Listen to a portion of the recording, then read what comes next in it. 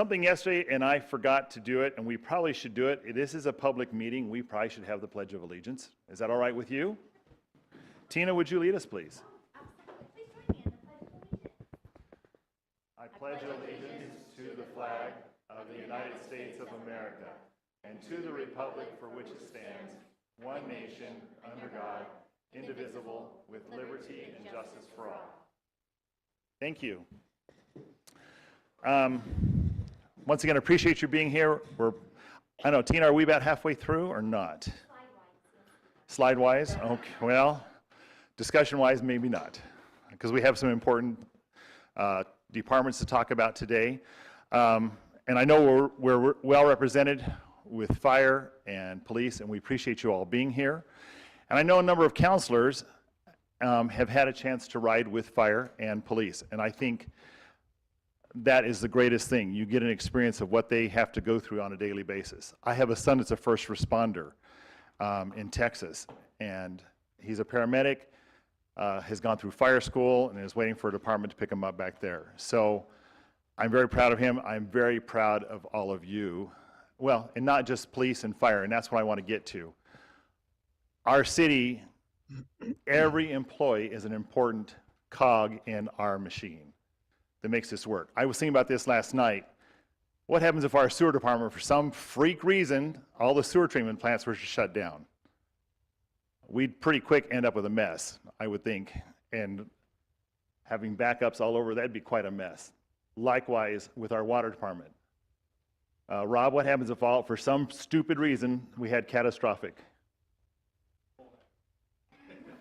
Go to Bullhead. Go to the river. Anyway, I just want to stress again, every employee that is employed by the city is important. I'm not trying to take away from you gentlemen that are first responders, but every person that works for the city is important. And along with that, we need to treat them with respect and their department heads, and likewise, we need to treat each other and the public with respect and civility in asking questions and striving to work on these budgets. I know Krista and Tina have spent a lot of time, I know it's their job, but they have spent a lot of time working on these budgets, and they think they have come up with a fair program on it. So once again, we will turn the time over to Mr. Foggin. Okay, Ron, are you there? Yes, I am. Thank you, Mayor. Good afternoon, everybody. Thank you for coming to our second session of our budget workshop, and we will pick up where we left off yesterday, which was at fire admin. So if we go to the next slide, please. So fire admin, currently total program is just about 8.2 million. They have, which equates to about a 15.2% increase.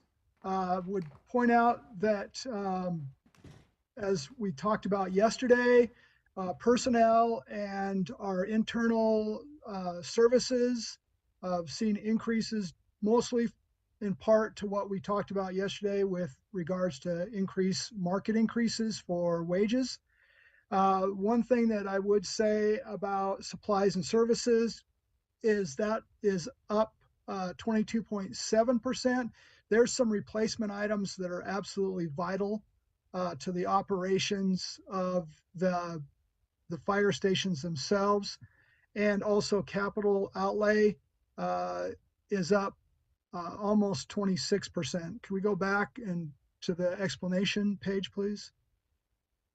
So you'll see on the capital outlay, there are communication equipment, the extrication equipment, which is obviously vital to us responding, cardiac monitors, thermal imaging, and then we always have the hose repair. So looking at a hose repair machine that should actually make hose repair easier and make sure that our hose, all of our hoses are in good repair all the time.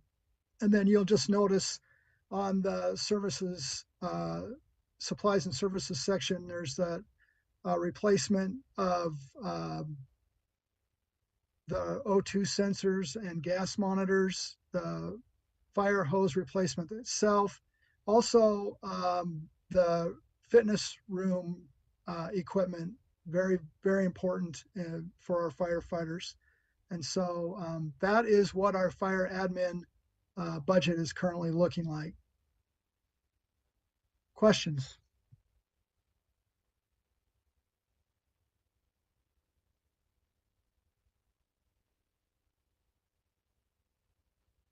Okay, next line or next slide, please. Hold on. Uh, Sorry. Oh, yep. I didn't know you were already moving on. So I wanted to start out for fire services by pointing out the results of the citizen survey. One of 3 key findings pointed to the fact that safety continues to be a high priority for the residents of Kingman. And it talks about, at the very bottom,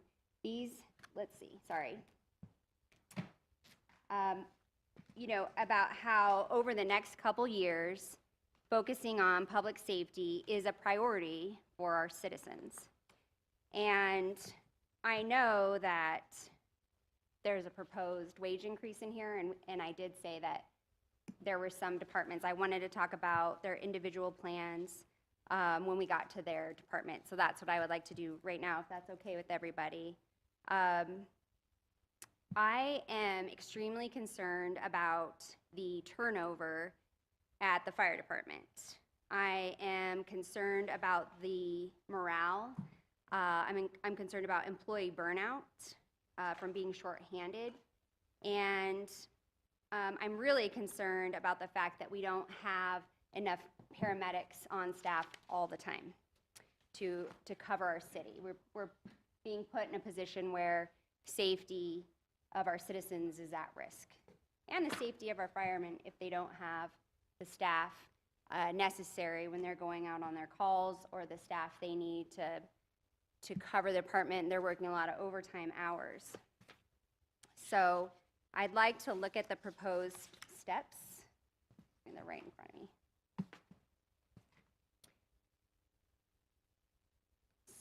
So some of my concerns on the STEP program is that, one, not all hourly employees are on a STEP. So could we address the thinking behind not including the battalion chief ops and the fire captains in a STEP program, because they are hourly non-exempt employees?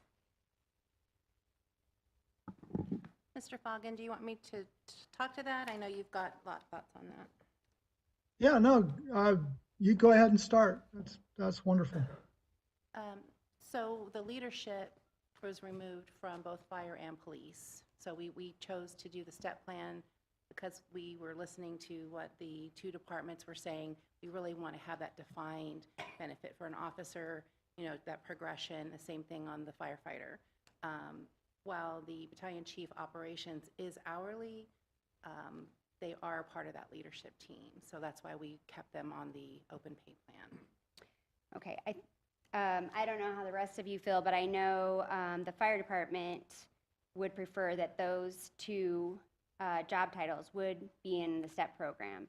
And I'll give you all an example of why I think this might be important to you. Is the fire captains, for example, I know of an instance where we have a fire captain just promoted to captain, and he's being put at the minimum because of the concern of all the other captains that have been there for a while that are still close to that minimum. So I think that you're just asking for compression issues. You're going to keep the fire engineer and firefighters. You're going to make them happy. They're going to have a STEP program. They're going to have a way forward. But then your fire captain and battalion chief ops, they could sit at that minimum for a long time, especially if they're only getting like a 2% COLA raise.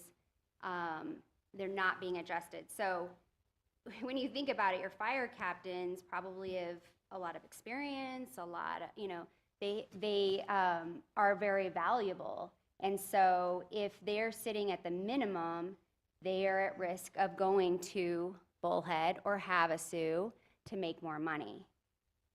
So I'd like to hear from the rest of the council how you guys feel about adding those to the STEP program. When I first made the request to the city to conduct these reviews and reports, one of the things I mentioned, I was primarily concerned about police officers and sergeants, because police officers and sergeants are boots on the ground. In a similar situation, so are fire captains. You notice that there are 12 fire engineers, there are 12 fire captains. I believe, and I could be wrong, and someone could correct me later, I believe that there's a fire captain on each rig when they respond to a call, if most of the time, as well as firefighters, paramedics, engineers. I would like to include the fire captains in the steps. I'm not as concerned with battalion chiefs, whether admin or ops, just as, you know, and I think that they do a good job. I'm not saying, you know, I don't care about them. I definitely do, but it kind of goes the same thing with lieutenants and captains or the chiefs. They're at this kind of upper echelon level. I'm more concerned about the boots on the ground, the first responders, the people that are going to arrive on scene and have to deal with the messy situations first and foremost. So I agree with the captain position. I also know that there are current people, whether they're firefighters or I believe engineers, that won't test to become a captain even though that they're ready. I think that what we're doing right now by delineating the pay and improving it is a great step to get and encourage those ready to promote to start testing, but they refuse to do so until we figure out the pay situation. But one of the great steps that we could take is also providing the captain's steps so they could be on a clear path, clear trajectory to what their max out is. Once again, instead of just waiting in limbo, kept in the dark. And I said this yesterday, I'm worried about inarticulable standards or arbitrary decisions. I would like there, if we're not going to implement a STEP program, at least have some sort of standard in place that can be achieved, and we could look at their performance, whether it's merit or something like that, and look at where they're currently getting paid and say, okay, you've passed, or you've been here long enough. I understand sometimes there are concerns, well, we shouldn't just give it to somebody who's just been here longer. You know, they could be sitting around. I don't think any one of our public safety employees is doing that, first of all, but there is that type of argument. So whether it's some sort of merit, some sort of recognition, whether it's a formalized STEP program over years or actual merit steps to take, that way you could get to the next mid-hourly range, max hourly range. Yeah. I concur. So I am under the understanding that Lake Havasu and Bullhead City have a STEP program through the battalion chief position. And I'd also like to know, through the STEP program for that particular position, is it certifications? Is it years of experience? Is it a mix of both? Like, what does that look like if we decide that we want to include those categories? Yeah, steps are strictly years of service. Each year you go up a step. Okay. That's the design of the plan. Okay. So regardless of certifications you achieve, or The grade difference between a fire engineer, captain, and those are the grades Certifications. that you would need either, you know, to test and to have those additional requirements. But to move across the plan and a step plan or an open pay range, it's not based on additional certifications per se. okay. Although they do get extra, which we're going to talk about, the paramedic pay is going up and the hazmat certification is going up. So, and that does add to their hourly wage on top of the step. And that's from firefighter all the way through battalion chief. So, Okay. so that's Well, kind of what you're for those asking, two. right? For Yeah, those two, exactly. Yeah. Mhm. So you- do we know for Lake Havasu and Bullhead City if that is in fact the case, that they do have the STEP program through the battalion chief? I believe Bullhead City does, and I think that Lake Havasu has a step plan. I know it's different on the police side, so. Okay. Well, again, my whole thought process through this whole exercise is retention. Right. And that is very important. We can't keep turning over. We cannot afford to keep turning over. So if we have somebody that gets promoted into a position, they shouldn't be making the same as somebody that's had years of service. So, I mean, as long as we're accomplishing those types of goals, I'm happy with that, because I feel like if we can give clear goals and a step program, I still think that the steps should be brought down from 12 to 10. We can give them something to reach for. So if you have a goal, then, you know, you're going to work to achieve it. Let's be realistic. Firefighters and police, all public safety are the most competitive people I know. So they're going to want to move, but we've got to incent them, and we've got to make it make sense for them, and especially for their retirement. So retention is going to be on my mind through the whole process. I'll answer your question about Lake Havasu. I have their STEP program right here, and their battalion chiefs are on a STEP. So they are included, captains and chiefs. Anybody else? No? I do. Yeah. What category do paramedics fall through? Paramedic is a certification, Certification. yes. We have no grade for paramedics. That's because it's a certification. It's, if you're a firefighter. Oh, got it. I see the you would- fine line now. You attain that paramedic pay based on if you've attained that certification, and then you're awarded with that pay. It's an hourly pay, it's an hourly stipend, if you will, and so if you're actually earning overtime, your paramedic stipend is also at overtime rate. So it's accordingly. Thank you. Okay, so then we didn't really get a consensus on whether we want to add the battalion chiefs in the STEP. I know Cameron's against it. I think you're saying because Havasu does it, you want it, I want it. I think if we're going to be competitive, we need to try to be competitive on as many levels as we possibly Yeah. can. What do you- So, Okay. I understand that, and I think that captains should be included. When you look at battalion chiefs, just as you would look at lieutenants in a police department or something, they're clearly getting paid a lot more already than your fire captains and stuff like that. And there's a lot less positions for them. You notice that the full-time employees only require a total of 5 for them instead of 12 like captains. I'm worried about Well, I wasn't, that and area. I stand corrected. I want captains included as well. Yeah, I So, want- so I'm sorry, I went straight to the battalion chiefs, but my notes do say I would prefer to include both those categories in. And are they in? yes, and well, and there is a difference here. The battalion chief admin, those are exempt non-hourly employees. So I was just talking about the ops. And maybe the fire chief could tell us what the difference is between those, what the ops people do. Would that help? Would that help persuade you? You know, I would like to hear the difference between admin and ops operations. So the battalion chief of operations, If you want to just sit there, we might have a lot more questions.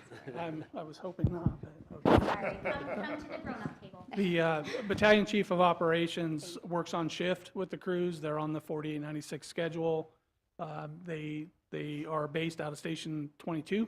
That's where his office is. And they handle all the operations for the city on that shift. They respond to all your major incidents where we need a chief on scene. The battalion chiefs of administration, primarily we have 2, that's our 2 training chiefs that are in the office who handle all of our EMS, fire, as well as all of our other ancillary bloodborne pathogen programs. They work with the hospital, those kind of things. And they're on a 40-hour work week. Have your battalion chief operations positions been full for a long time?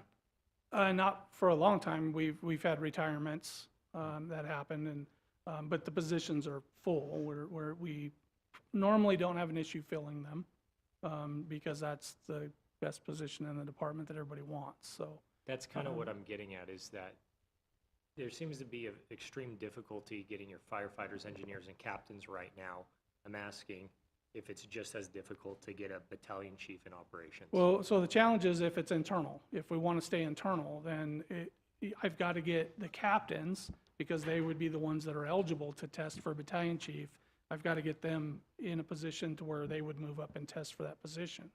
And so that's where you, and in the movement within the organization. So if a captain moves up, then an engineer moves up, then it's just a trickle effect when we stay internal to do that. Most of the time, do you get your battalion chiefs internally or lateral transfers?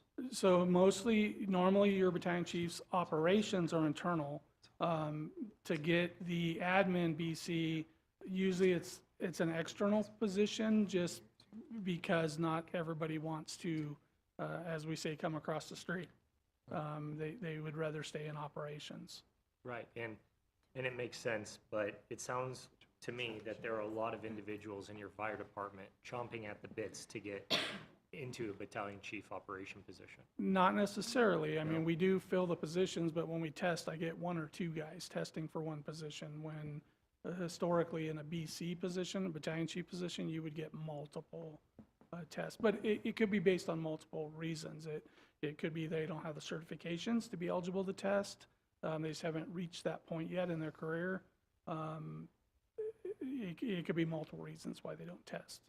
How often, now, battalion chiefs aren't always like on the fire trucks responding to the scenes initially. They're kind of in their own They have their own vehicle SUV, that they right? respond to, because they respond as that next level incident command. So the initial captain on the engine, he runs the scene.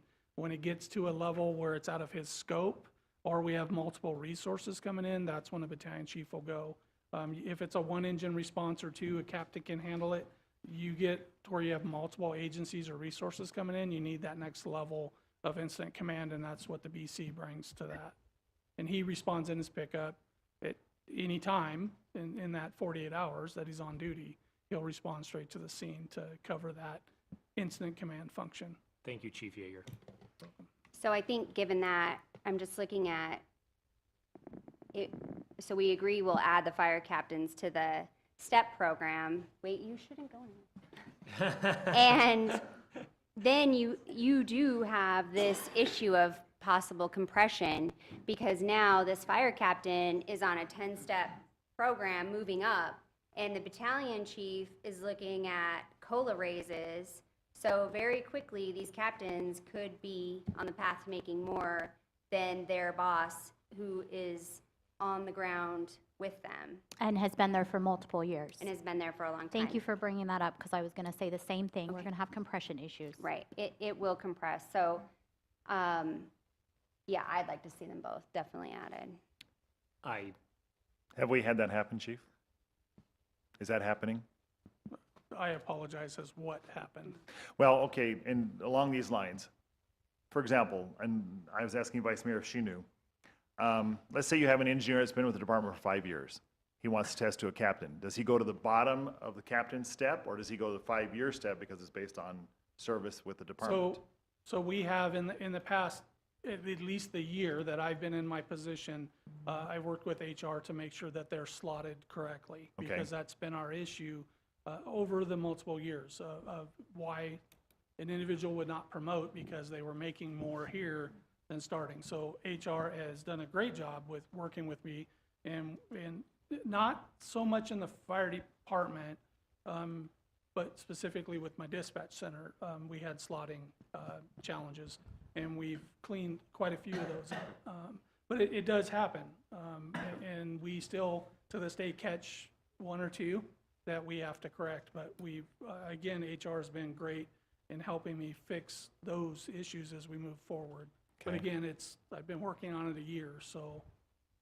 Okay, But to answer your question, yes, it happens, and the potential's always there to do that. have we lost very many because of that conflict because it doesn't happen soon enough? Not because it happens soon enough. No, I wouldn't say that. I would say for other reasons we lose folks, but not, slotting really isn't the issue, because when they do promote, we slot them correctly. Okay, And so we've been able to fix that So- piece over the years. Do you slot them for years of service when you move them up, or how do you slot them? So we've been looking at years of service as well as. And I'm not talking about something that's happened recently. I want to know In the like new what's. program. Yeah, in the new program. So currently moving forward, we look at years of service and experience that they have. Right. And how is it Because currently? again, in the promotional structure, they could be a firefighter for 2 years and promote to engineer. They just don't have that, even though they're going to have 2 or 3 years in service, they don't have that experience yet. So we make very sure, careful that we don't slot them over another engineer that's got the experience. So there's that, we watch that when we slot them to make sure they're slotted appropriately. Okay. So- Yeah, I just don't want somebody No, in it's- a position for a very long time, has been moving up the pay scale, and then somebody promotes and is making as much of that as they are when they have not Which been in there. the past has happened. We've had some issues with that, but again, all I can speak for is what I know, which is this last year and a half. Okay. We've done a really good job of slotting individuals where they need to slot. Okay. Now, is there more work to do? Absolutely, but we try and stay up on it as much as we can. You usually don't notice or it's not identified until somebody promotes and you see where they're at, and we work with HR to figure out where we slot them.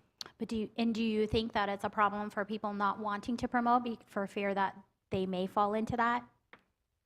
I'm sure it's probably an issue. I mean. if I mean, you're again, I'm looking at where you're- retention. If you're looking at currently where you're at on a pay scale and where you're gonna go, obviously it would be an issue if it doesn't Okay. benefit you, right? Sure. With pay, you don't wanna lose money to move up. We've never had that, I'm aware of, an individual that actually lost money going up. We always slotted them higher than where they were currently at. Now, where that happened, where they think they should be and where they should be may be different, but Right. And I'm more so thinking they're not promoting because of where they think they're going to go, so they're leaving. So, again, again, my mind is I can't speak retention. for them. Yeah. All I can tell you is what I deal with, and Okay. so far, we've done a good job of trying to slot them where they need to be Okay. Thanks, Chief. to make sure that they're taken care of. Chief Yeager, with your 3 current battalion chiefs that we're talking about, how long have they been battalion chiefs? Chief Rucker's been there 18, 20 years. As a battalion chief? No, he promoted with the organization. Okay. He was there prior to me coming to the city, so maybe Krista might have a better idea. At least 10 years in that spot. Chief Woolsey and Chief Miller were promoted when I was placed in because it caused all that movement in our organization. So that's been a few years. They've been in there 2-3 years. Okay. But again, they were also long-term captains. So they were captains for many years prior to moving up to the BC role. I'm not saying I'm necessarily opposed to battalion chiefs being on a step, but I think that the battalion chiefs, both positions, the assistant fire chief, when you're looking at that, they should have just a different system of clear, articulated goals to accomplish to move throughout the pay. I don't necessarily believe that a step is required, but that's just my position. I'd like to hear from the rest of the council.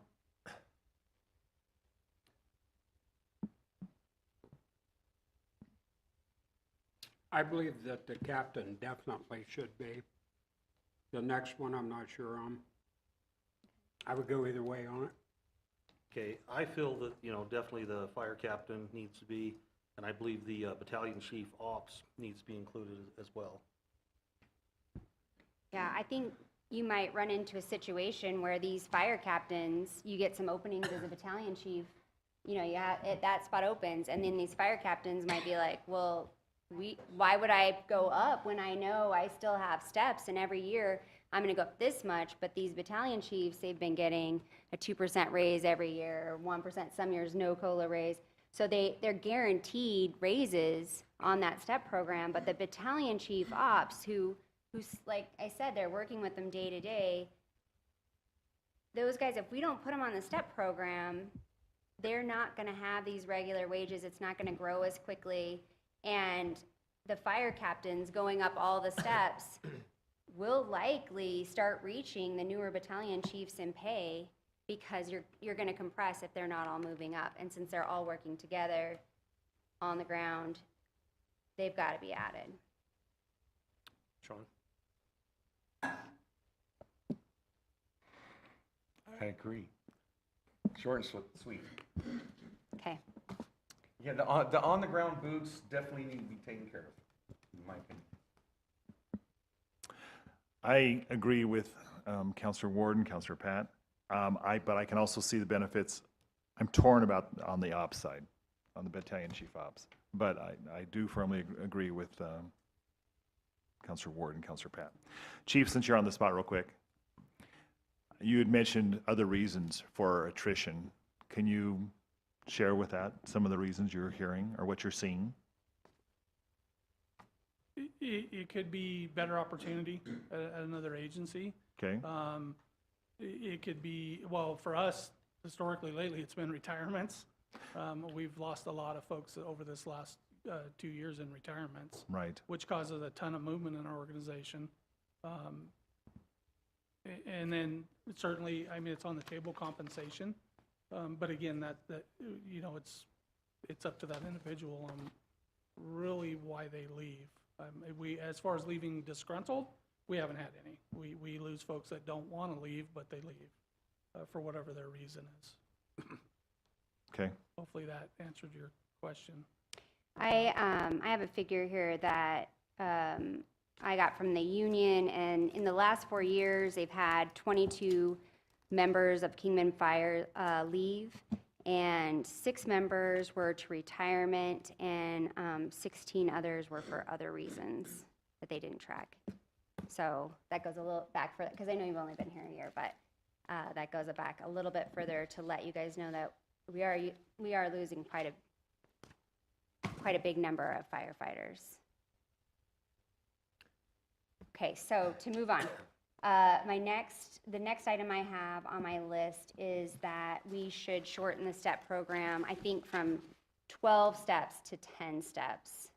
I know Vice Mayor has also talked about shortening this up a bit. And what I would also propose is that we do increases by percentage instead of by cents. I went through and calculated what the increases are, and I think, if I remember, I had to go to a clean sheet of paper, but it was like 62 cents and 61 cents and 62 cents and 61 cents, which kind of made my eye twitch a little bit, that it wasn't the same in everyone. But if we dropped step 1 and we started at step 2, and then we gave a 4% increase every year, that would be by step 10 just slightly higher than step 12 for the firefighter. I didn't have time to calculate this out for everybody, but for the firefighter level, if they started at $17.54 so step 2 would become step 1, and we went up 4%, a 4% raise every year as they went up the system. By step 10, where they would max out, they'd be at $24.90, which is only $1.20 more than they would be at step 12.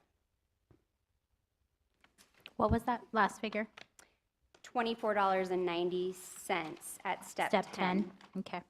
And we would start them at step 2 to make it a 10-step program. And I would propose that all the steps, so I know you're going to go back and create fire captain and battalion chief ops steps now. I would say everybody would just go up a percentage like that and over a shorter period of time.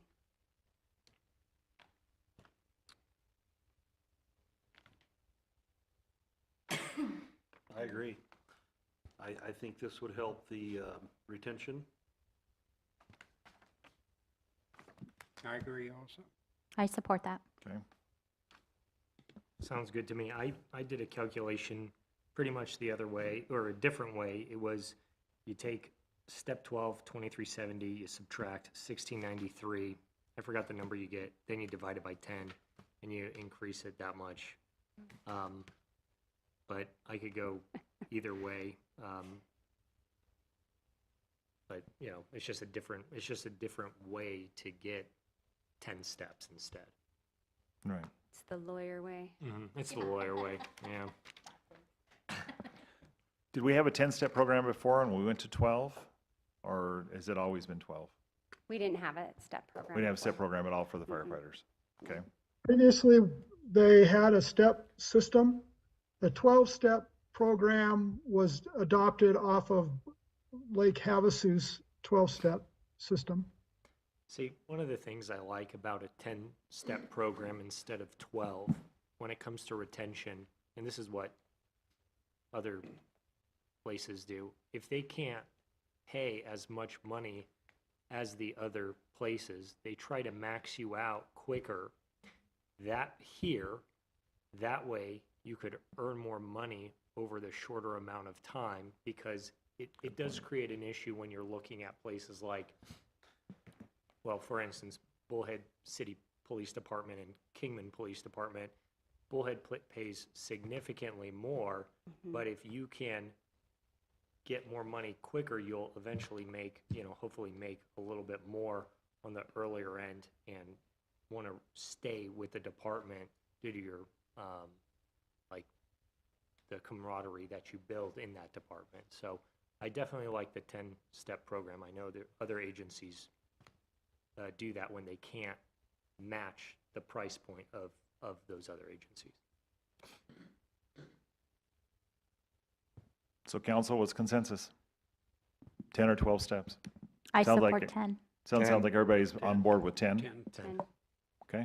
And then how do you guys feel about just going up 4% over those 10 years, starting at making step 2, step 1? Or do you want to do Cameron's You want to system? explain that again? What's the end result? It's the same result, About the same right? result. Isn't it? Is it about the same result? It's not the same result. It isn't. Jamie outbids me. And I do not want to argue against someone who's outbidding me, but, when it does come to budgets, it's definitely a concern, and I'm wondering if the finance department has a reason why they capped the step at this particular rate. I mean, I want to do everything I can for police and fire and public safety within reason. And we just heard yesterday, we're going from 51% of our budget to 57% on public safety. And, clearly after public safety, we're really going to have to divert our attention to economic growth in order to continually fund that in the future. Otherwise, we're not going to be able to uphold our promise to our employees. I would love to swing for the fences. I just don't want to overstep the boundaries and fall short on our promises. So I think that finance did come up with this as the maximum point, probably for a reason, but we focus on the initial pay increases to improve retention and recruitment now. We focus then next on economic growth like no other. And then after the economic growth, we might be able to readdress to where we get to Councilwoman Steely's ultimate number of the, I think it's 24 something. 2490, yeah. 2490, which is $1.20 more. So I'm just concerned, okay, we're going from 51% spending on public safety to 57. If we keep doing this, we're going to be hitting 58, 59, 60% of our budget. I want to focus right now on this, get the economic growth, but when we start casting a wider net and our general revenues are coming in like no other, it'll change how much we're spending on public safety, hopefully one day to keeping these rates, but to 30% instead of eating such a large chunk of our budget. So Yeah. just throwing that out there. I want to help the firefighters. I want to help the peace officers. I want to be able to fulfill our promises and not bite off more than we could chew. Well, I Well- would say, I'm sorry. And to your point, I just wanted to remind, I mean, we are just on fire right now, so we haven't even got to police yet, so Right. we need to be, And I was going to Fiscally say, I think, oh, sorry, just cut you off. She said we should be responsible.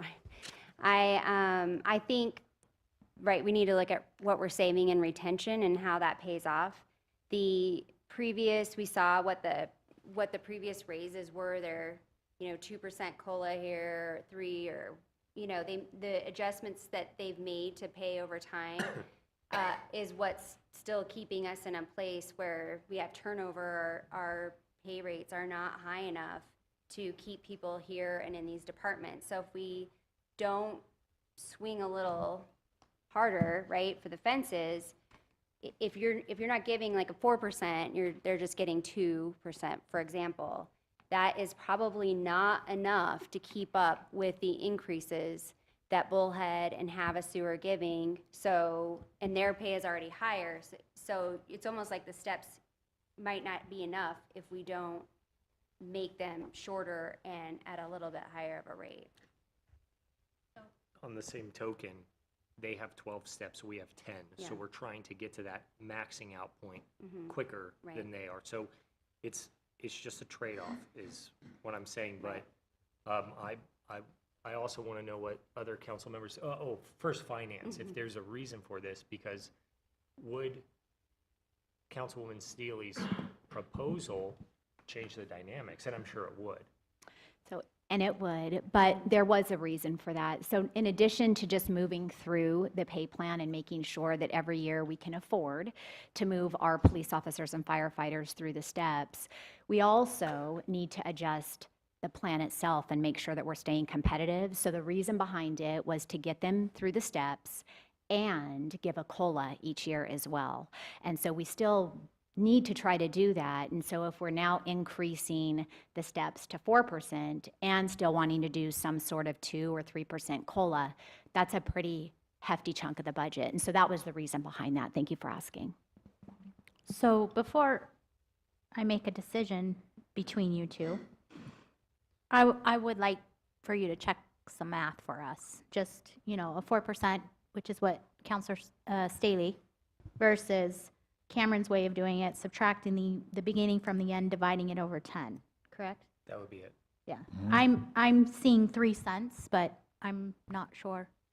Like over the time, I want to know what the difference between the two are before I'm comfortable saying, yes, I want to go for 4%, or I don't know, what do you call your math?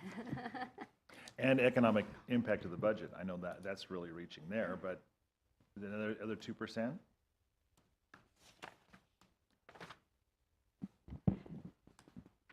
Where we are right now with what we are recommending with public safety and non-public safety, we're at the max at where we can be to meet that 35% level of fund balance.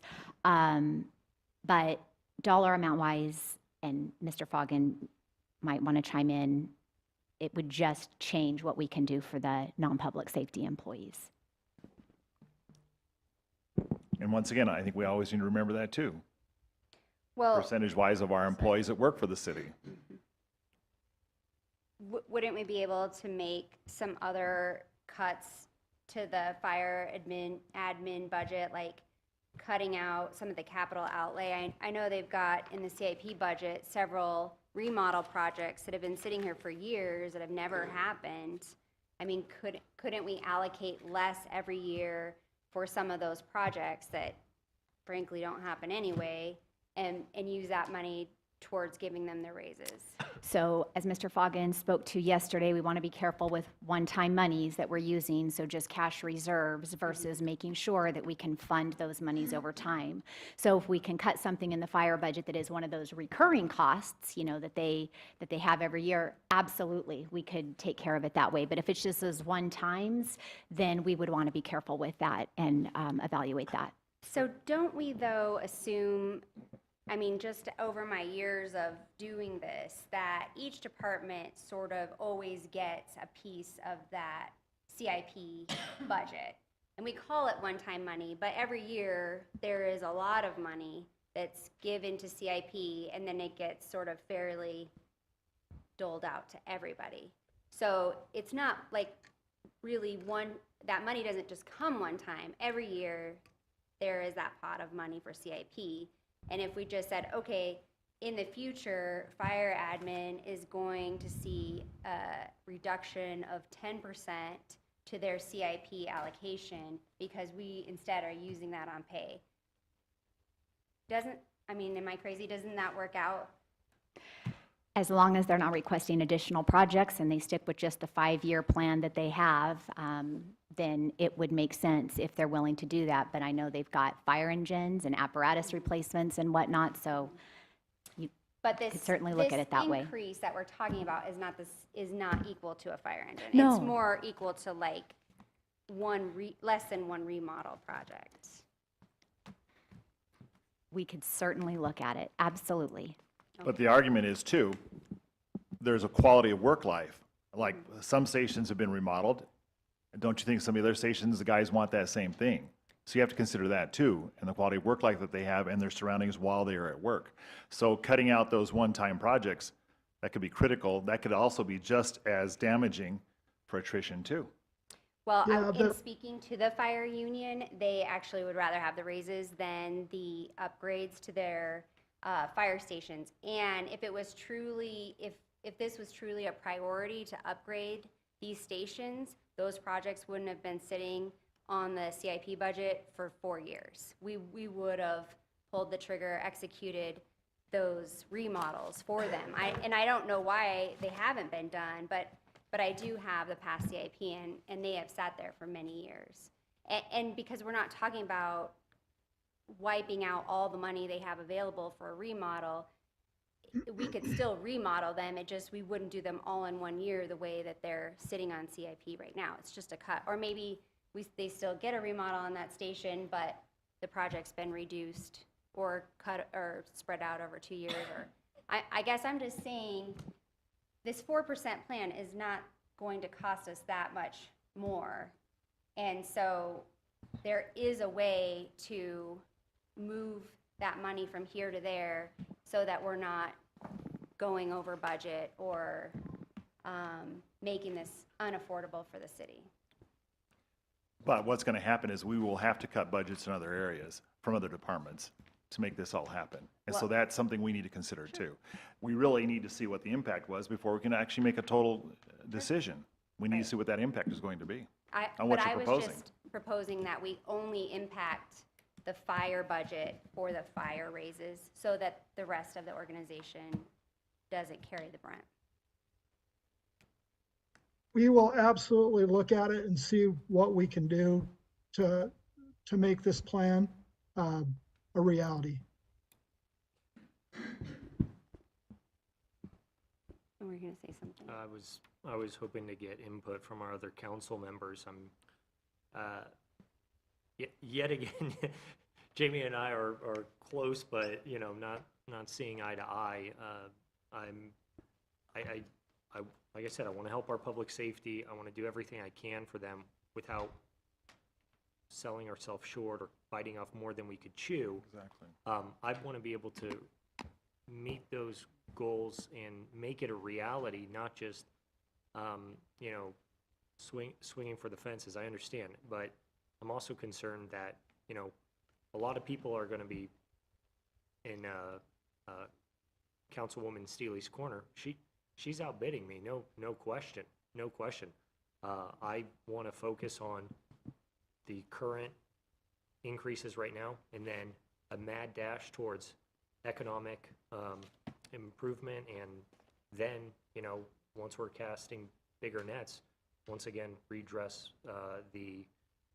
maybe be able to be more competitive then after our economic development and growth with Bullhead and Lake Havasu. So I mean, it's like we're on the same page. We're saying the same thing, just different ways. So almost. what are you proposing to Do keep it the way finance has it now and then next year relook at it? No, or what? but no, reduce it to 10 steps, 10 just steps. in a different manner. Instead of doing 4% increases, it would amount to 67 cents. Yeah, I think it's Increase each year 67 instead of- cents for so- Cameron. So instead of 61, 62, 61, 62, What's it's, that, what is that? Sorry, what is that percentage? Because I bet it's about the same. Oh, I mean, it's just barely under 4%. If I'm doing, I mean, you are way more qualified than I am to do math. So I'm looking at your 4% as 70 cents, and I'm looking at Cameron's as 67 cents. So we're so close. You are so close, and We are. I can understand and appreciate Cameron's viewpoint. Again, we have not even dove into police, so we still have police to go. So I'm leaning in Cameron's corner as far as, you know, let's just kind of see how things go. Let's see how the budget shakes out, and let's, I mean, it's just barely under 4%, Jamie. It's 3 cents. But it's all monies, it all adds up over time. I agree with Cameron and Vice Mayor. I mean, I feel like we're still doing good things, and we are working with, you know, with the fire union and trying to accomplish, you know, some of the things that they are wanting and needing for their people. It's just, you know, we may not be able to go, like you said, all the way. So I think feel like that's we're a still good doing good effort, stuff. what he's proposing too, so. The way I look at things is I never like to chase people. I like people to chase me. But there's always caution as far as growing too quickly at a pace you're not sure you're going to get. So I'm agreeing with a little reserve back and readdressing this later. Okay, 67 cents. I was just going to share what the total was between the two methods, just so you both have the final you all have the final figures with both methods. So if we do the 4% over 10 years, we end up at $24.96 per hour, which is $68,803 at step 10. If we do the difference right now between step 12 and step 2, we end up with a 3.5% increase each year, and it comes out to $23.93 at the end of 10 years. So $1 difference by the end of the scale By the per end of the hour. scale. So, and that's, so it's step 12. Nope, this is using the 10-step scale. Well, I guess comparing step 12 to step 10. Correct. You're saying a dollar difference. I'm saying $1 difference between the method that you proposed and the method that, Oh, I got Counselor Pat proposed. And I think think that's a so. good compromise. I do too. 23, so that's 23.90. 2393 is Counselor Pat's Okay. step 10. Okay. All right. And then the other pieces then, are we talking about going up by 67 cents, or are we talking about going up by a percentage? Because what happens is that if you raise them by a dollar figure, then over time, because it's the same amount every year, the percent increase actually goes down as they go further into the STEP program. So I would submit that we do the same method. You look at the current ending pay, you take the beginning pay, you subtract the two, and then you divide the difference by 10. I don't know if for engineers and captains, if that's 67 cents a year. I suspect it's probably not, no. but you just use the same method to get to the same end result, just quicker. That's all I'm submitting. Okay. So- And we're still giving them an increase. We have to remember that. They're still getting an increase better than what is proposed. So I think once again, the compromise is good. I like Mr. Pat's idea. Okay. I give. Some questions then that I have that I wanted to ask is if we can clarify who is going to be deciding where to place the existing employees on the STEP program. Is that up to the chief? Yeah, the chief in consultation with our data, and we would work with them on that. Okay. Give me just a second. I have a lot of notes.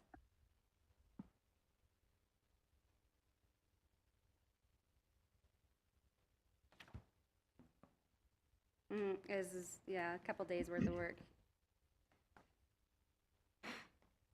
I guess I think that is it.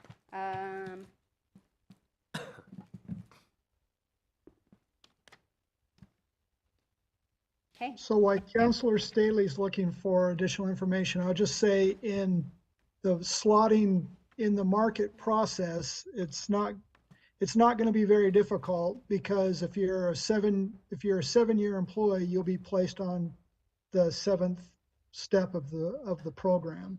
And if you're a 12-year employee, you'll go to the 10-year step, and that's where you'll be. okay. So pretty easy. I did have one other note, and that was a conversation that we had about being short on paramedics. Chief, can you kind of tell us about that? We used to have more on every shift. So we had total in our operations 24 paramedics. Due to retirements and then vacated positions, we're down to currently 15. I currently have 6 in class right now. 3 of them were new employees that we've hired that were already in the class that we were able to entice to come to work for us. And then we have 3 that we were able to work with WACM's Western Arizona Council of EMS. Sorry, I just make sure I say that right, on a grant, and that funded for 3 paramedics to go to school currently. So that's currently where we sit. We are currently, well, not, as of the 27th, we'll be down 2 more positions, and we're already having some discussions with 2 firefighter medics that we could potentially get. So that's where we're at right now. Okay. I was surprised to hear that they have to go out and pay for the paramedic class out of their own pocket. That is usually the case, right? It is. Usually they come to us with their paramedic, Mm-hmm. or they fund themselves through the class. Now, with that, there is some tuition reimbursement that the city does offer to help them. Whether it's used or not is up to that individual to apply for it. I don't know what those numbers are. I know we do have some that use that program. But as far as I guess I'm not sure how to answer your question. As far as having a budget line item to pay for paramedics, no, we don't have Okay. that. It seems like that might be one of the obstacles is that, you know, at their pay grade, having to invest a couple $1,000, $6,000, $7,000 to become a paramedic is prohibitive, and maybe that was part of the reason why people weren't stepping up to be a paramedic. The grant that you received, is that something that we could apply for every year? I can't speak for the grant for WACM's on that. I know this year because we're not the only ones having this issue. This is a nationwide issue, really a big issue in Arizona, and a really big issue in Levy County, getting paramedics. Every agency is having those issues. So over the past year at the chief level, working with other chiefs, and then certainly working with our HR team, we're trying to think outside the box how to get paramedics. As far as reaching out for them on grants, this year they stepped up, and the state funded so many per county in Arizona, and we were lucky to get 3 of those positions. We continue to work to outside the box to how do we get paramedics. We've been working with the college. We started working on our own program to be able to teach our own internally. There's challenges with all those, each one of them that we're trying to work through. And then lately we did sign an IGA with the college, which allows us, if we have a paramedic that's not certified as a firefighter, we can hire that individual. And actually we have 3 seats because we teach the fire academy dedicated in that academy. If we don't use them, this year's an example, I was not able to get just a paramedic to put through the academy, then we charge them for the use of our facilities. If not, we have that agreement that basically we don't charge if they give us fire students. And so we just were not able to obtain that this year. We had no medics. So Okay. hopefully that answered your question. Kind of, well, yes, it does, but can you tell us what the reimbursement is for that? The city has tuition reimbursement program available. I haven't had anybody seek it for many years, not since my tenure, but we have done that in the past where they'll say, hey, we need help. The thing with the certification, because you're going to get pay from it, it's usually a payback program. So they have to sign an agreement that they're either going to pay it back or a length of stay that they're going to stay with as a commitment. So some language around it because they're going to be getting pay Sure. based on that. So. Do you have an idea of what that length of time looks like? How long you have to stay? On the current tuition plan that we have for non-certification pay for actual, like a bachelor's program and associate's degree, we have a limit of $4,500 per year, and then it's a rolling payback. So like after you've completed your 1 year, then you don't have to pay back that original year. So it's kind of like a rolling thing. So that way the person's not penalized year over year. It's just like the 1 to 2 year look back. So I think it's a fair program. Okay. Okay. Chief? Well, and Chris, I think you mentioned earlier too, that paramedics are already getting quite a huge bonus to encouragement to become a paramedic, firefighters. Did you not mention something like that? No, what I was Are referring. they get more money because they're a paramedic? Right, and so one of the things that we've been looking at, which we've been looking at for the last 3 years, is what rate we are paying for the certification pay that they're receiving, and we have fallen behind. And so this year's budget, we have allotted quite a hefty mark, and I think the chief and team were really happy with where we were going. So we're going to be competitive Great. with Havasu and some of the other local comparators. Okay, thank you.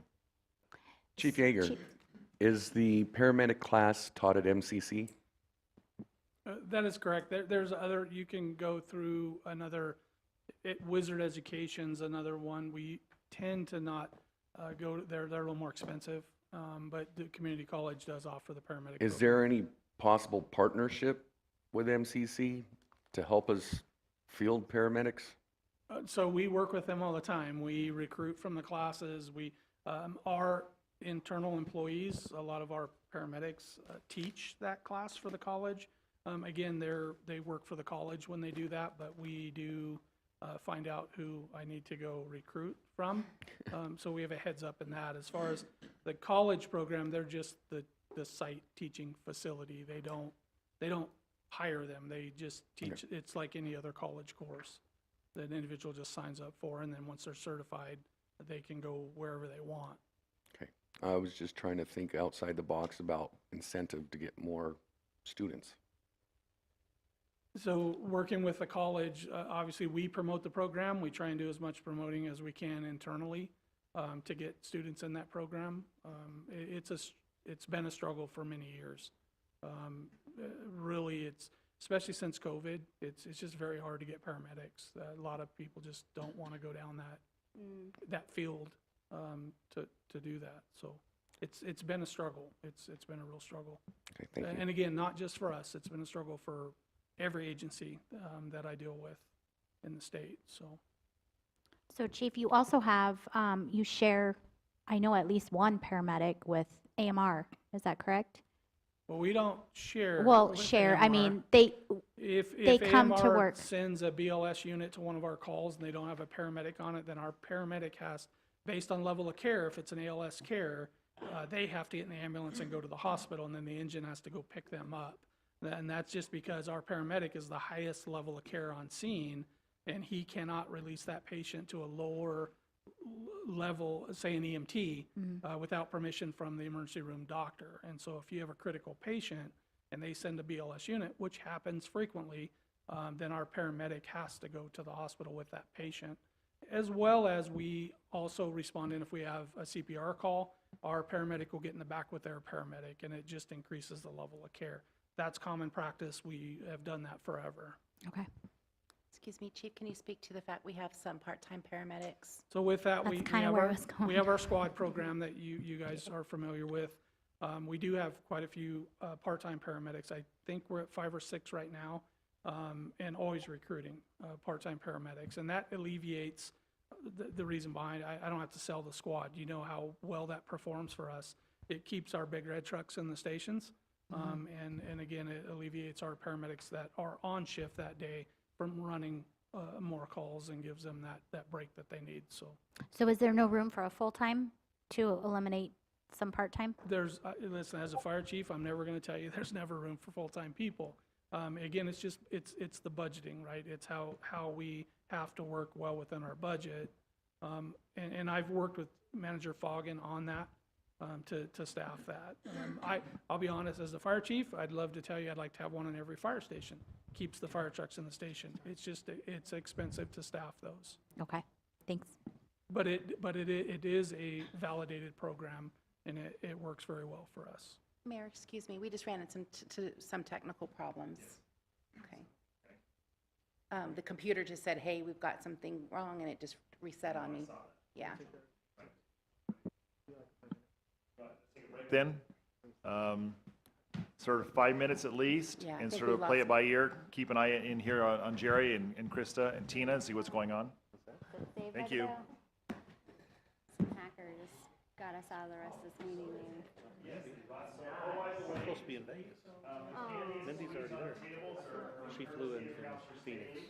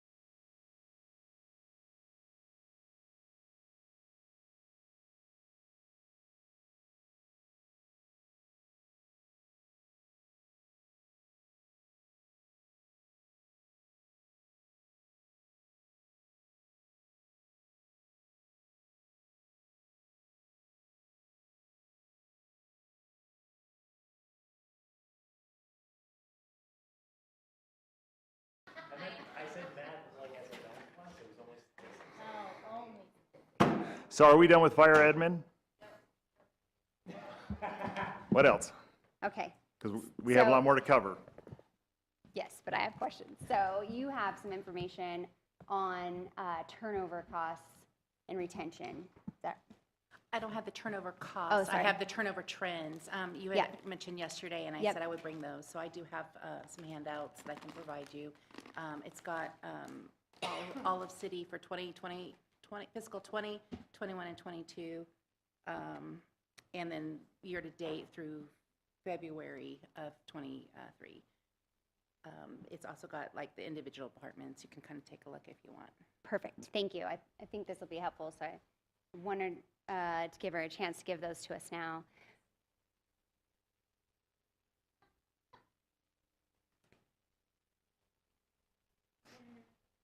Thank you. Thank you.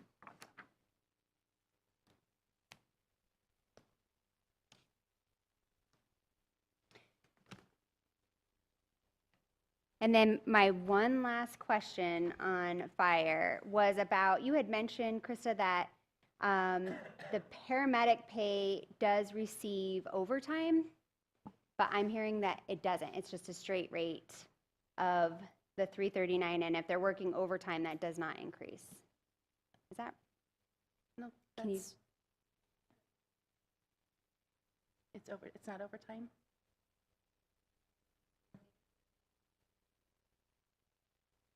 Okay, shift pay, other certifications or other standby, other pays do. So if, I'll double check, but yeah, Okay. I had assumed that it did include it.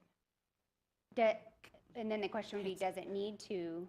It's all hours worked. Mhm. So, and maybe it doesn't go up, but I know like if I have somebody in the dispatch center who's working the shift, they get, it's whatever it was, I can't remember what they went up to. It's over, say it's $1. It's not $1 an hour. They get the $1.50 for the For the overtime. overtime, yeah.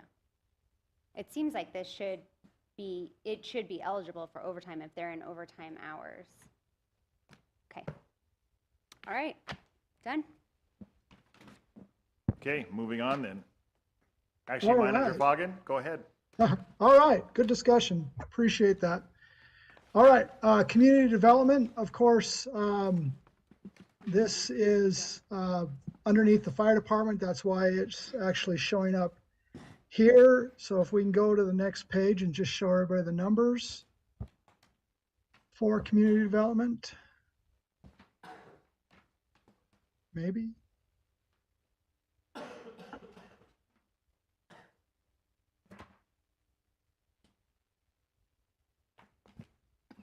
All right, so on the community development side, they are going up 7%, 1,655,000 and some change.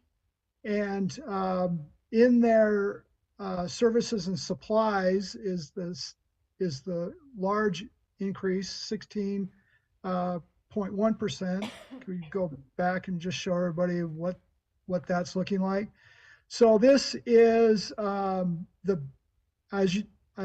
not everybody knows, but the city is required to do a general plan update every 10 years. This is an absolute giant undertaking that we are required to do. So we are actually in 2024 going to start kicking that off. Obviously, it has to be done prior to the, I want to say, it has to be done by 26?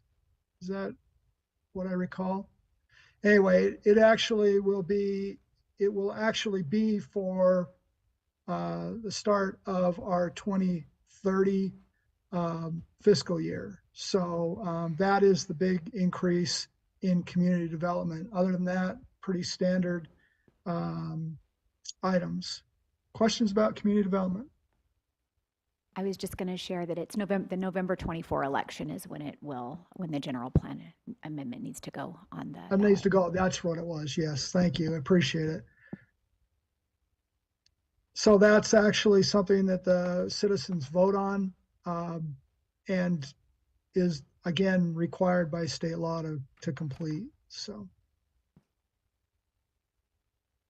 Ron, I have a question about community development. Sure. Do we have a liaison, or who works between them and the engineering department on building permits? So I know that basically Sean Osterman and Phil Allred are talking on a pretty regular basis since Sean is the manager over the community development area and Phil being the leader for engineering. I know that I meet with both of them regularly, and if there is an issue between the two, Chief Yeager, I, Sean, and Phil will sit down and talk about any bumps or issues that are slowing things down. Okay, and Sean also works as the community development manager, and he's our chief building official? Is that correct? So his title is the community development manager. He does help. He is certified, and he does help do inspections when we're down an inspector. So yeah, he helps in that. He's got his certifications to be able to do that. And with planning and zoning? Correct. Now, just a reminder on planning and zoning, we had Rich Ruggles retire. He moved up to Las Vegas, and that's left us short. We've been advertising and looking for a planner. Kind of the good news on that piece is that Rich had called us up and asked if he could work for us part-time. And so we did a little contract for him to do some, basically he's a consultant now, but he's now working for the planning department on a part-time basis. And we appreciate that opportunity. And we've actually been in the hiring process. I know that we've been interviewing planners over the last few days, so.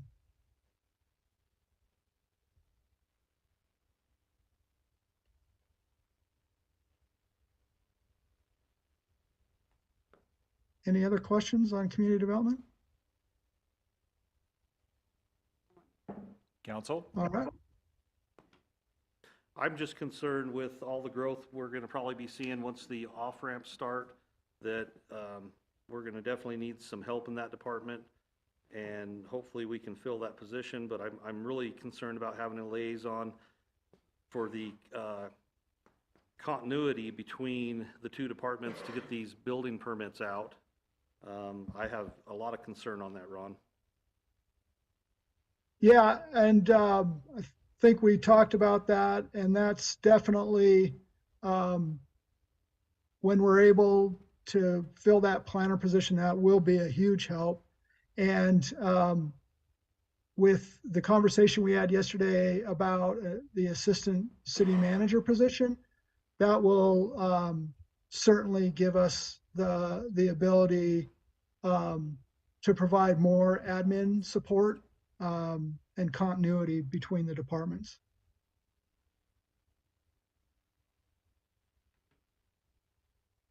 Yeah, just to update you, I haven't had a chance to speak to Mr. Foggin yet.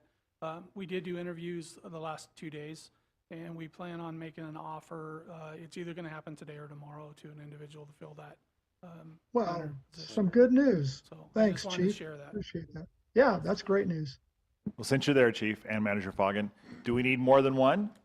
Or we just need the one to help us get it to, because I know we're backlogged in both those departments. What do we need to do to help get us out of that pickle? As far as workload right now, we've looked at the data, we looked at the permits, we've looked at everything that came in. We feel sufficient that having a planner on board that we're hoping to hire in the next couple of days will meet our immediate needs to get us back on track. And of course, we're And I going to would keep, say with Rich helping on a part-time basis, that will be a huge help. Yeah. great, okay. I have Okay. one more concern, and a question for the chief since he's here. I know we haven't always had the building and developmental services in the fire department.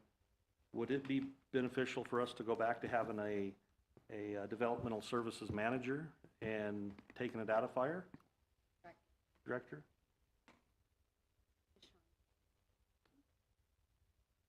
I'll have to leave that question to Mr. Foggen.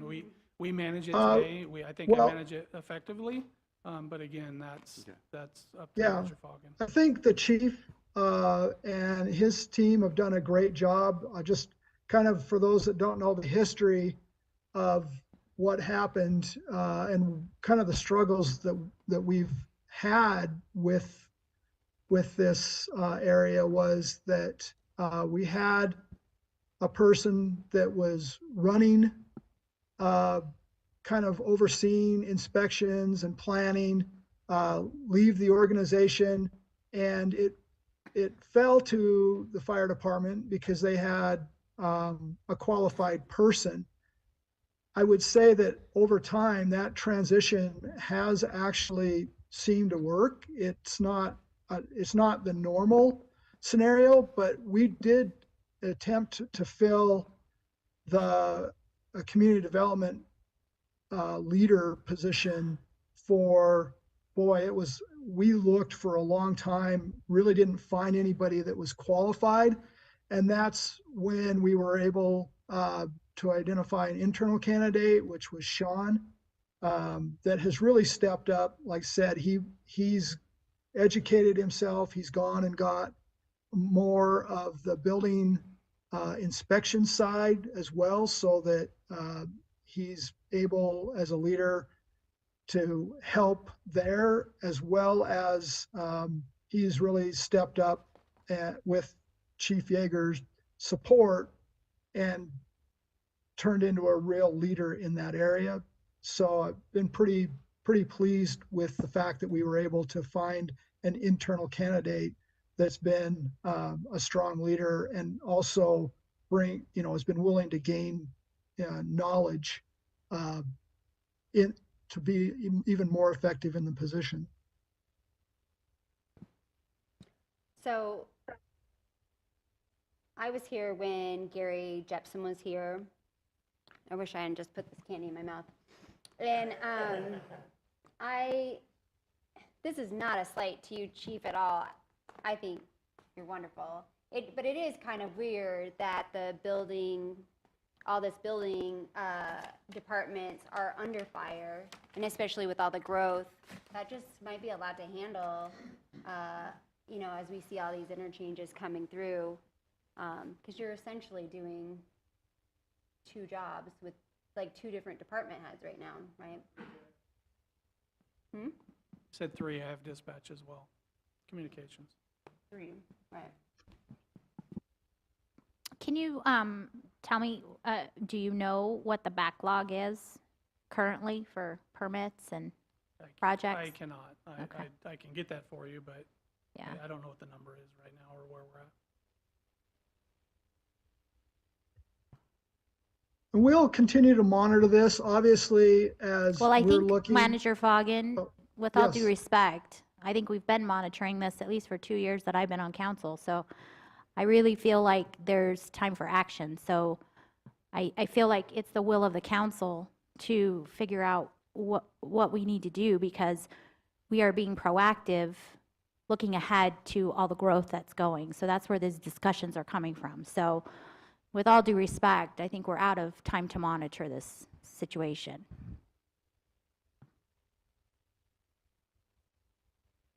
Okay, well, I would say that backlog prior to Rich Ruggles, at least in the planning department, when we had 2 active planners, that we were staying on top on the planning side, and the loss of Rich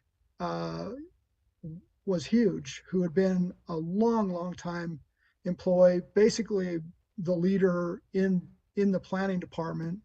And it's only since that Rich has been gone that we've experienced any significant delays in our reviews on the planning side. Well, Thank you. on the planning side, I Yep. think they've been- So, sorry, just my 2 cents, it would be that, given that the chief he's doing the job of 3 people, and we are on the precipice of a lot of growth and a lot of retail growth, which is what we need for that economic impact that Cameron was talking about earlier to increase our sales tax base. So we want to make sure we're open for business. It's a pleasure to develop your retail properties here in Kingman. There are no delays, there are no holdups, because we want to encourage as much new retail business to come to Kingman in order to grow our revenues.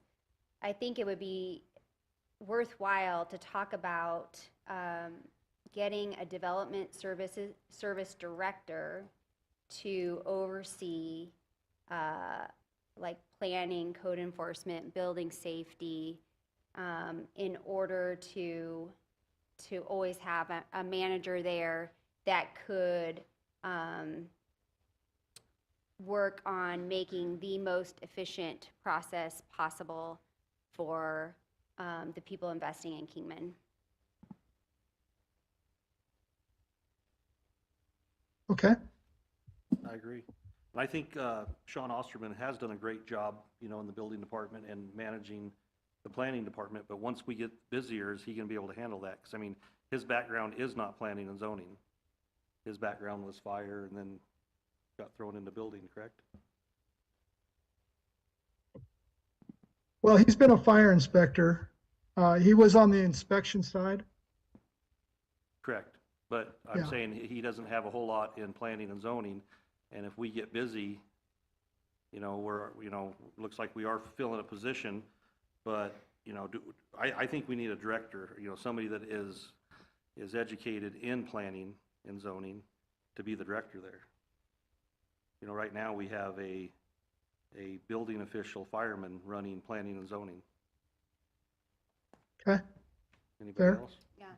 I have no opposition to that. I hear what Manager Foggin's saying as well. When you lose integral employees like Rich Ruggles, you have a massive hole in your system. I know we've all personally experienced this in whatever business we've been. We have someone we rely on, and it becomes extremely difficult to fill that void. And we have to do as well as we can with what we have, but also look forward, whether it's recruitment or moving people up. We just need to get the right people in the right places. And I agree with both council members. We have to be prepared for the economic development that's going to be headed our way. And we're also gonna need people available 5 days a week, not 4. Yes, agreed.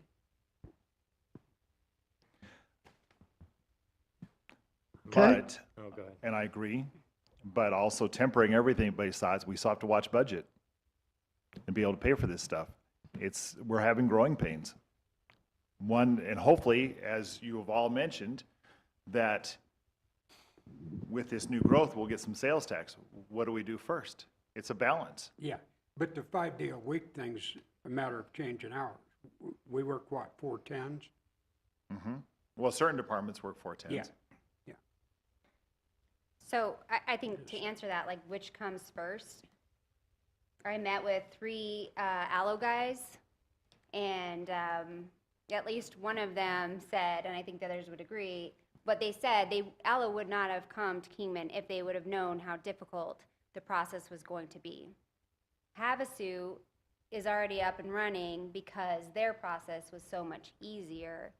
So we are having growing pains, but we have to get staff in place. Otherwise, the reputation is going to be, it's too difficult to build in Kingman, don't bother.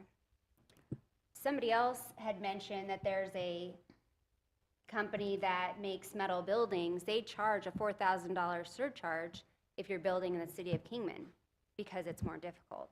So again, I think we can cut the budget in other places in order to get proper staffing in place so that we can be prepared and get, especially in this, be open for business and make Kingman a desirable place to develop. Well- Otherwise, you're gonna have people that are pulling out and going elsewhere. They won't even bring their projects. And we cannot get the reputation that it's an easier process to go through the county than it is the city.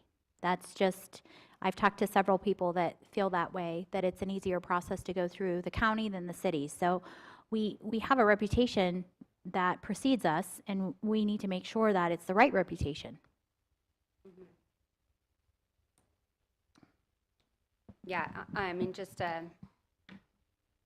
put an exclamation point on that, when the county is just, you can't tell the difference between county and city in some places in town. So if retail can locate, on Northern Bank Street, they're still in Kingman, but we don't collect those sales tax dollars anymore. And they went there because it would be cheaper and easier to build. That is not something that we should be willing to tolerate. So what are we proposing? Counselor Walker? I think we need to look at doing a developmental service director Okay. that handles planning, zoning, building, and code enforcement. So we would take code enforcement away from the police department? Fire department. Planning codes. Code enforcement is Oh, under. that's right, code, yes, I Under see the what you're police saying. department. Like codes within. Zoning issues, zoning enforcement. Okay, sounds good.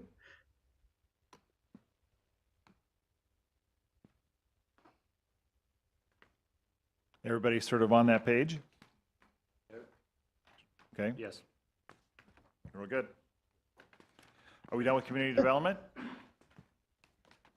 All right. I am. All right, then. Next item.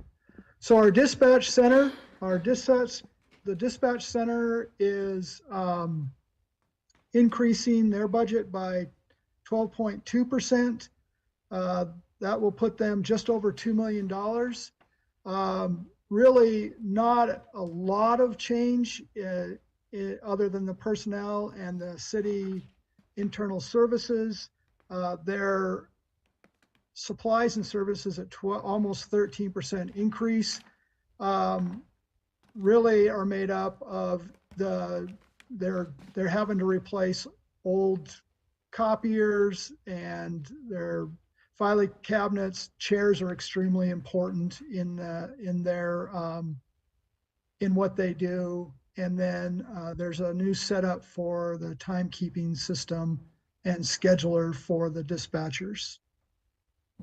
Any questions on dispatch? Yes, Shoot. Krista. I can't help but notice that dispatch has the longest line for turnover. So can you please tell us more about what changes are happening to compensation to help us retain these individuals? Or even chief, or whoever. Yeah, I think part of it is compensation, but this has always, historically been one of those things where you get it filled and then it's just not for me. I don't like the shift work, I don't want to have to come in at night, or I'm a new mom, I don't want to keep working shift work, and it's just a very difficult position. So we have offered shift differentials, we've done lots of things like that. We have increased the supervisor level. Instead of having just like an officer in charge on duty, we now have 4 communication supervisors, to again help train and kind of work on that mentorship, if you will. We have done different things for recruiting. We've required sit-alongs, and we require different testing. Whether it's not really aptitude testing, but it's like, can they do multitasking? Can they do different things, which a lot of other dispatch centers use too. Again, historically, even within the county and other areas, they are very high turnover positions. We definitely can increase the wages, which we're doing, but I think for the most part is definitely just one of those, you don't grow up to be wanting to be a dispatcher. So you got your public safety where I want to be a firefighter, I want to be a police officer. We don't really have that career path. So we're trying to reach out to the schools, we're trying to get the kids who have not gotten into trouble, hey, come do these things. So we do a lot of school outreaches as well, and a lot of career fairs. Okay. Well, and I would say on top of that, Krista, that for dispatchers, it is really a high-stress job that really eats people up over time. It's frustrating. If you've ever listened to a dispatch call on, as part of the internet, or it's high stress. We've worked really hard on dispatcher health, mental health, and the ability to give them decompression time after difficult calls. I would say that Chief Yeager and his team, and prior to that, the chief before that, this has been a concern of turnover, and I would say the leadership in the fire department has really worked hard to make it less impactful on the individuals. But there's still that impact that after a couple of years, you're just done, and that's just unique to this service, unfortunately. So are dispatch operators included in the recommended plan? Do they have an increase? Yes. I didn't get as much time to, look at these. Yeah, I just noticed right now when you gave me the turnover that this is one where can you tell me what number that is so I can find them? Yeah, so they're going to be on the 107s now, and they are receiving about a 13% increase. And so from the pay plan that they're on currently to the grade that they're going on that we're proposing, it's just over a $2 increase at the entry level and over a $3 increase at the max level per hour. And that gets us in a position where, I don't know if we have dispatchers going to Bullhead, but it gets us in a much more competitive. It will allow us to attract from other nearby agencies, which will not say the name out loud, Mojave County, no. Yeah. Okay, good. So, I didn't think about Mojave County has our own dispatchers. So we'll be same or more than? This, I believe, puts us more than. We've been ahead of them, and then I think they've made some adjustments over the last year or two. So we've been neck and neck, but okay. We definitely have employees wanting to work for us. So that's the culture difference. Okay, thank you. Okay, any other questions about dispatch? All right, let's move on then. So next section is our human resources and risk management. On the human resources side, really not much to report. Their budget's only going up 2.1%. They actually had a large decrease in their supplies and services, 23%. Basically, this will complete the compensation study in 2023, and so that money obviously goes away. And that's what we've got for the human resources side. Any questions about human resources? Yes, how much did we pay for the compensation study? Krista, do you got that total? Yeah, I think it was about $44,000. 44,000. And that's going to give us continued support. They're going to give us a tool that we're going to be able to use to actually place folks onto the pay scale, so it takes that subjectivity away from that. So it's got some good stuff. They're also assisting us with our job description, uniformity, as well as bringing it up, instead of having a 6-page job description, kind of getting it back into line, because over the years when we've either reclassified jobs or added more duties to it, we really kind of need to streamline that stuff. And it's a big undertaking for a small department, but we have to have the departments look at each of the job descriptions each year or as we go to hire. So we're due for a good update on that too. Okay. And when do you expect that study will be available for us to look at? We have one target date of the 22nd, so just next week. And then we still have a couple other deliverables that they're supposed to be getting to us. So it should be within the next week or so. Okay. Thank you. I'll caveat that with the fact that we're going to be making some changes.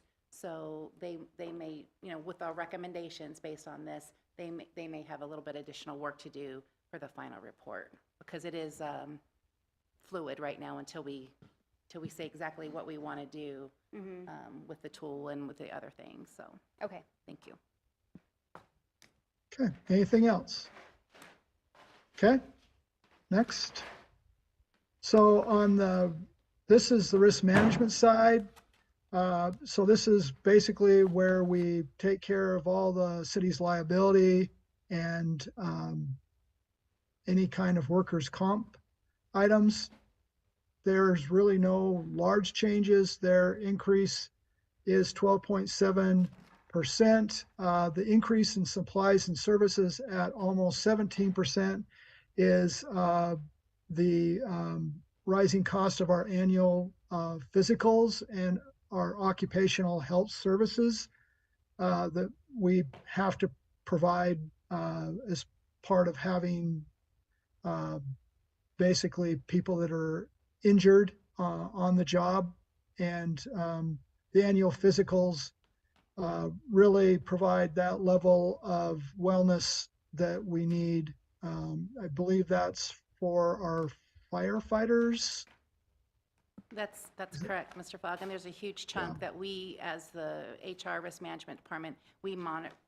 Even though Chief and his team help set them up, we expense that and we run that through all of our occupational health, medical expenses, things like that. Not health insurance stuff, but anything like workers' comp or occupational injuries would go through certain accounts. Right.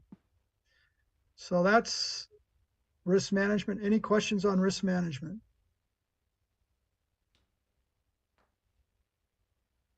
Okay. Next item. Mr. Foggen, I just wanted to, Yes. just before we move on, I wanted to circle back with Councilwoman Staley's question about paramedic pay. So it is, okay. it is included in their overtime rate. It is not shown up on their paycheck under paramedic pay, the overtime rate. It's included in their overtime rate. So that's probably why they don't think that they're getting that. Okay? So they're just their overtime. Oh, sorry. Thank you. Just their overtime rate. They just need to look to. Anyway, thank you for You're the welcome. explanation. Yep. All right. So our IT department, this is an internal service department. If we can go to their actual budget. They're currently budgeted for this year at just under 2.3 million. That is a 28.3% increase. On their supplies and services, you'll see a very large increase of 52.6%, and then capital leases, large increase at 26.8%. If we go back to the explanation, please. So we have a number of upgrades to security cameras systems. We have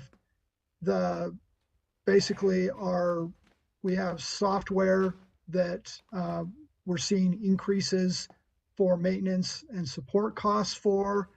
And also we have some software that has got some new reoccurring service fees instead of the one-time flat fees that used to be charged. And then, of course, one of the things that we're always trying to do is make sure that our computers at desks are being replaced as as on a timely basis. I would say that we're getting more life out of our computers just on how they're being cared for. But still, we've been actively replacing older computers. On the capital outlay side, we continue to work hard to make sure that our servers are upgraded and the network and software hardware is up so that we don't, or is upgraded so that we're not exposed.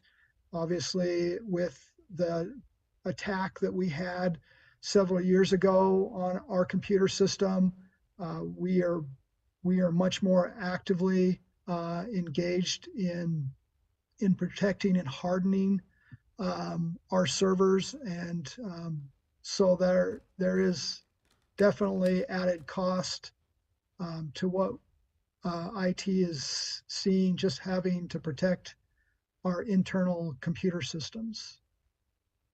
So any questions on IT?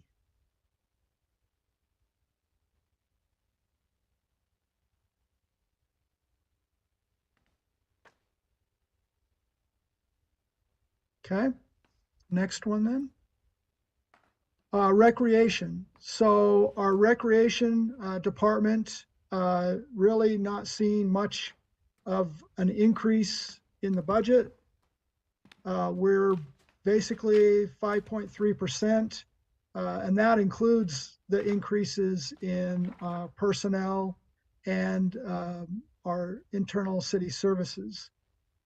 So not much to report on recreation. They continue to look for new programs and are committed to trying new things. We've seen them actively trying new programs to give people an opportunity to get out and recreate. And, you know, we even offer chess. So they're definitely working to give our community members activities and get them involved in doing things away from home. So, questions about recreation?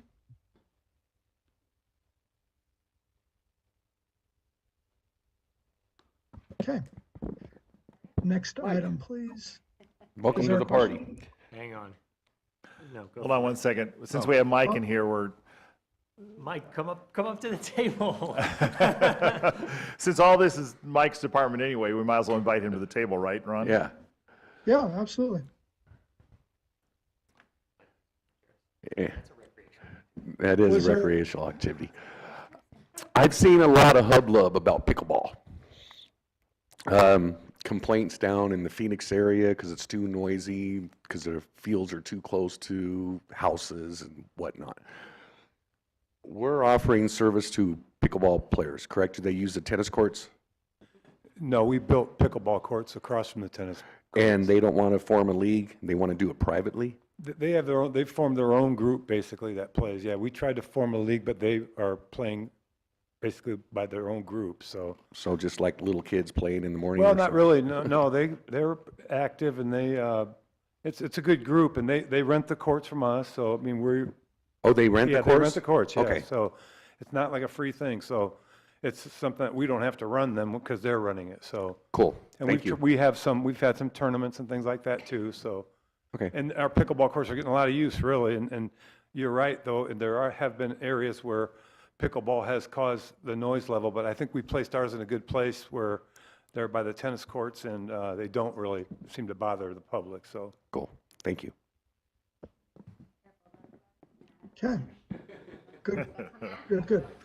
All right, those darn pickleball players. Actually, it's been extremely successful, so.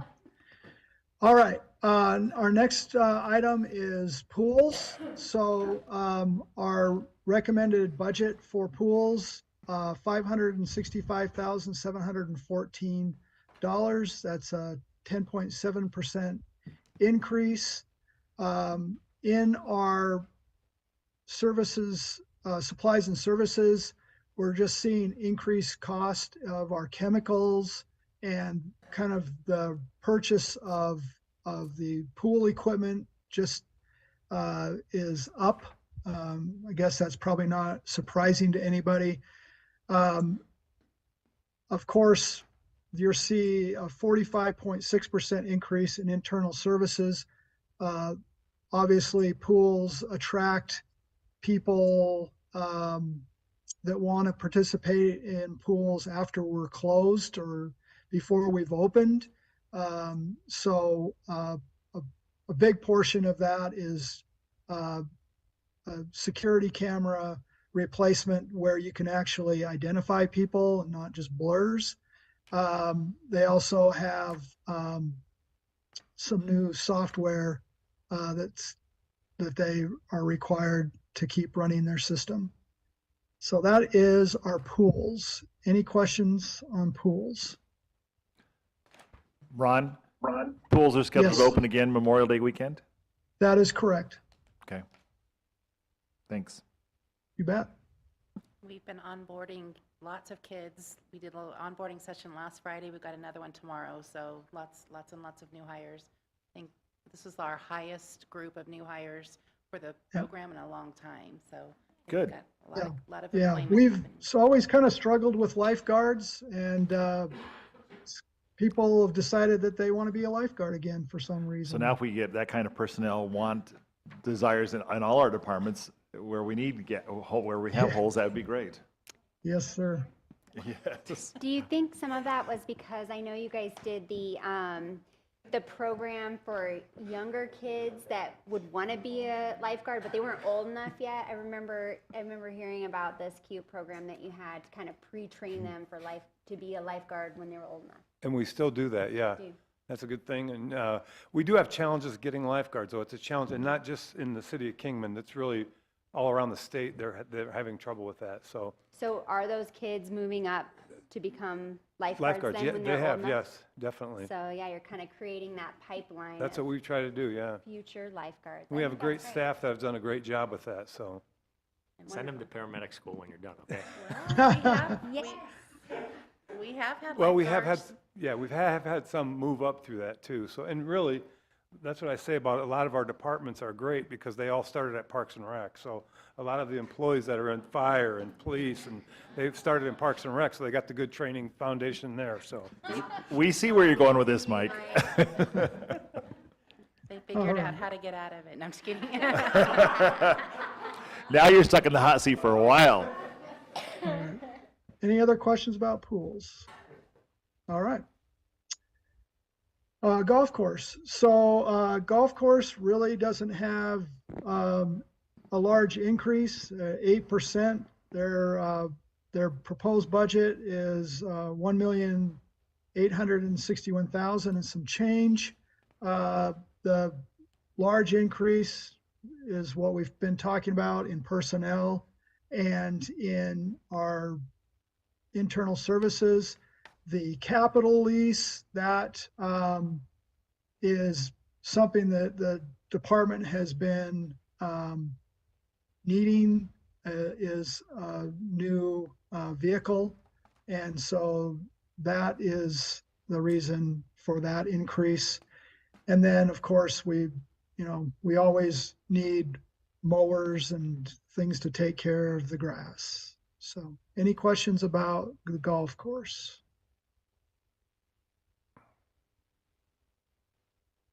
Okay.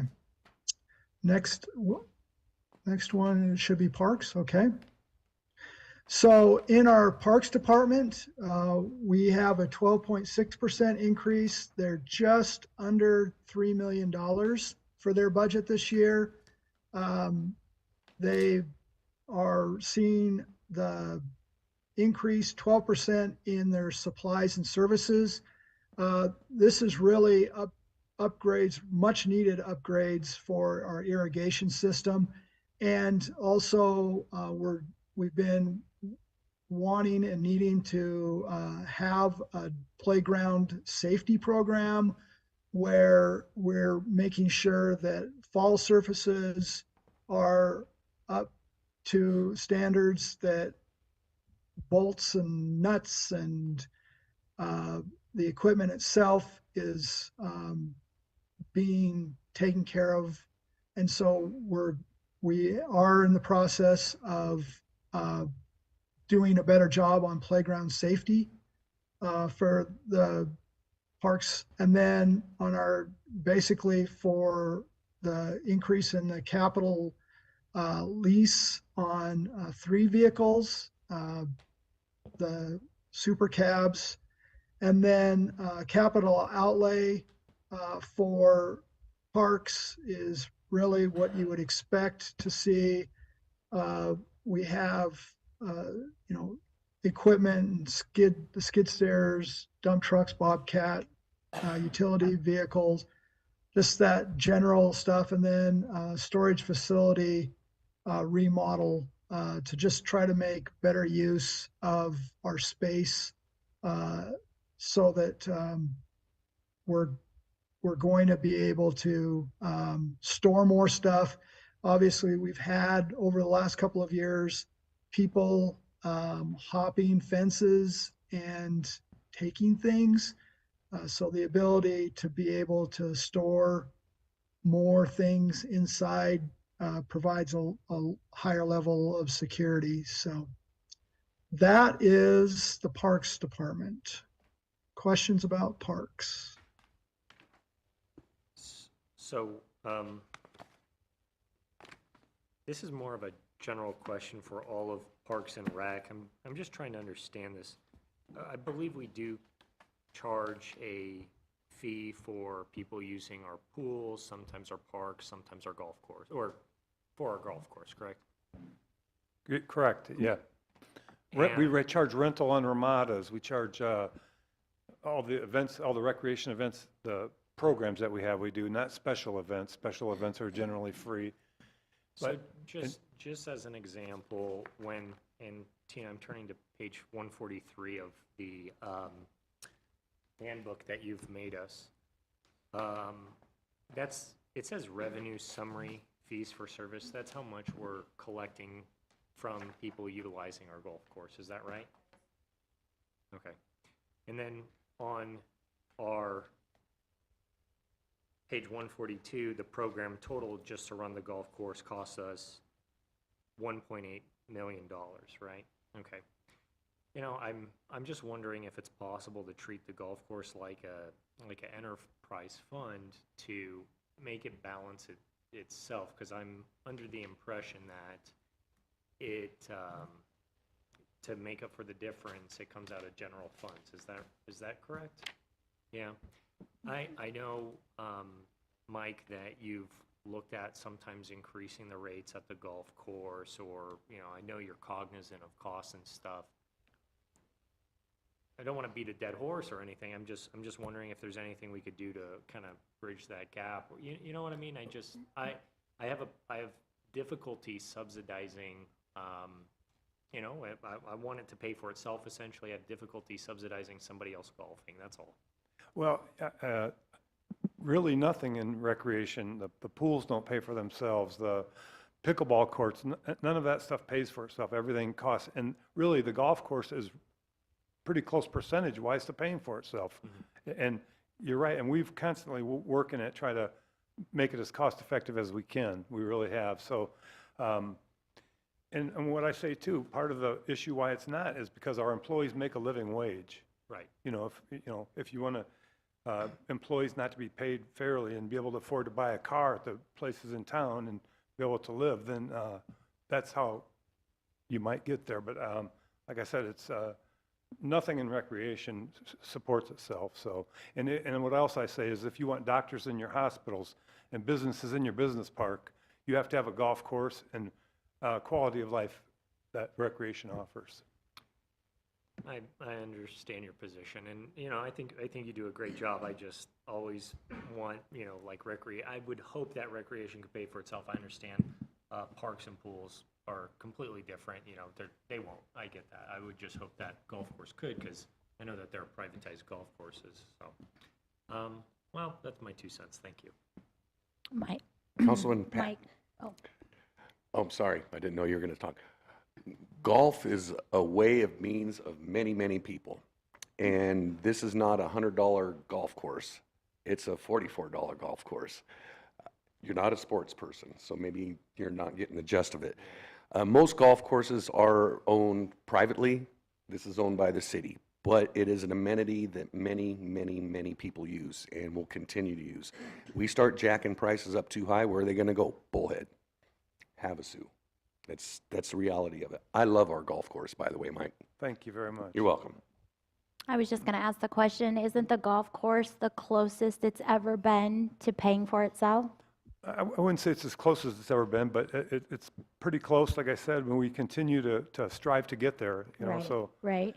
I mean, I feel like our golf course brings in a lot of out-of-state golfers, out of area golfers.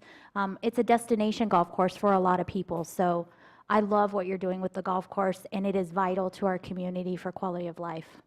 And another thing that a lot of people don't take into consideration is that the nonprofits that have events there generate probably $300,000 a year for their nonprofits. So, you know, it doesn't go to our bottom line, but it's something that really impacts our community. And I love that you said that, because that is a point that a lot of people don't consider. There's lots of charity golf tournaments that happen, and that money is re-injected back into our community, to our nonprofits. So it is a vehicle for a lot of things, and I appreciate what you do. Thank you very much. We have a great team. And it makes Kingman, it raises our livability factor. As you mentioned, attracting people to move here, doctors, professionals. A golf course is so important. Yep. So I would just say that we have a $100 golf course and we're charging 44, because it is, the work that Mike and his team are doing there is amazing. So echo those thoughts. Thank you, Mike. All right, next one, please. All right, police department. So Mr. Foggin? Police, yes. Do we want to take a break before we get to police, or what would you like to do? It's up to you. I can't gauge how everybody's doing. I see there's probably a need for a bathroom break. Consensus? Yeah. So 5-10 minutes, you tell me. 10 minutes? Okay, so be back here at 3:20.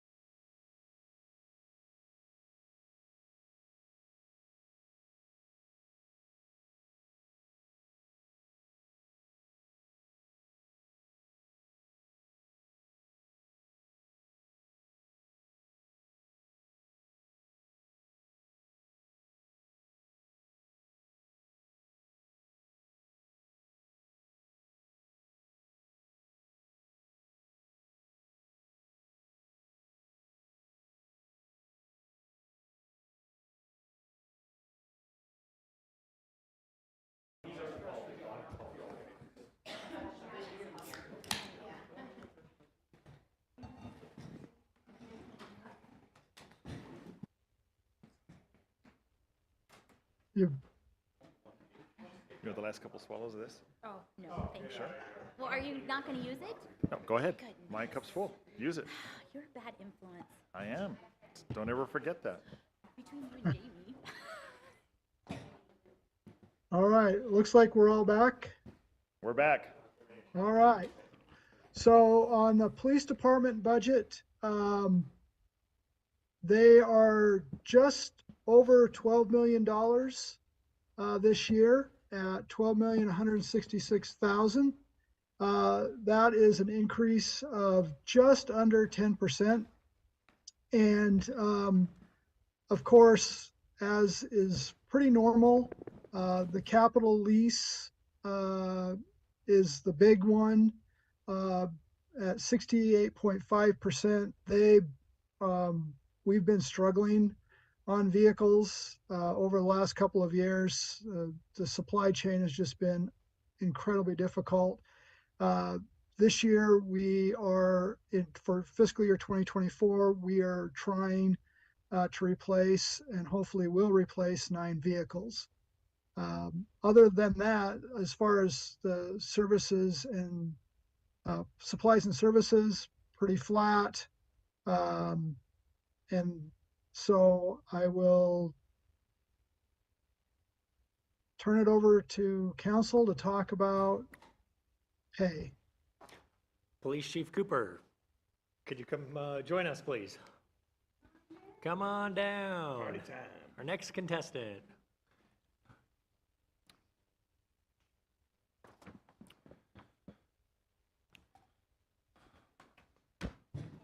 Chief, would you be so kind to tell me a little bit about your investigation or detective bureau and how the Kingman Police Department determines who's going into detectives, for instance, and how long they stay in detectives? Sure.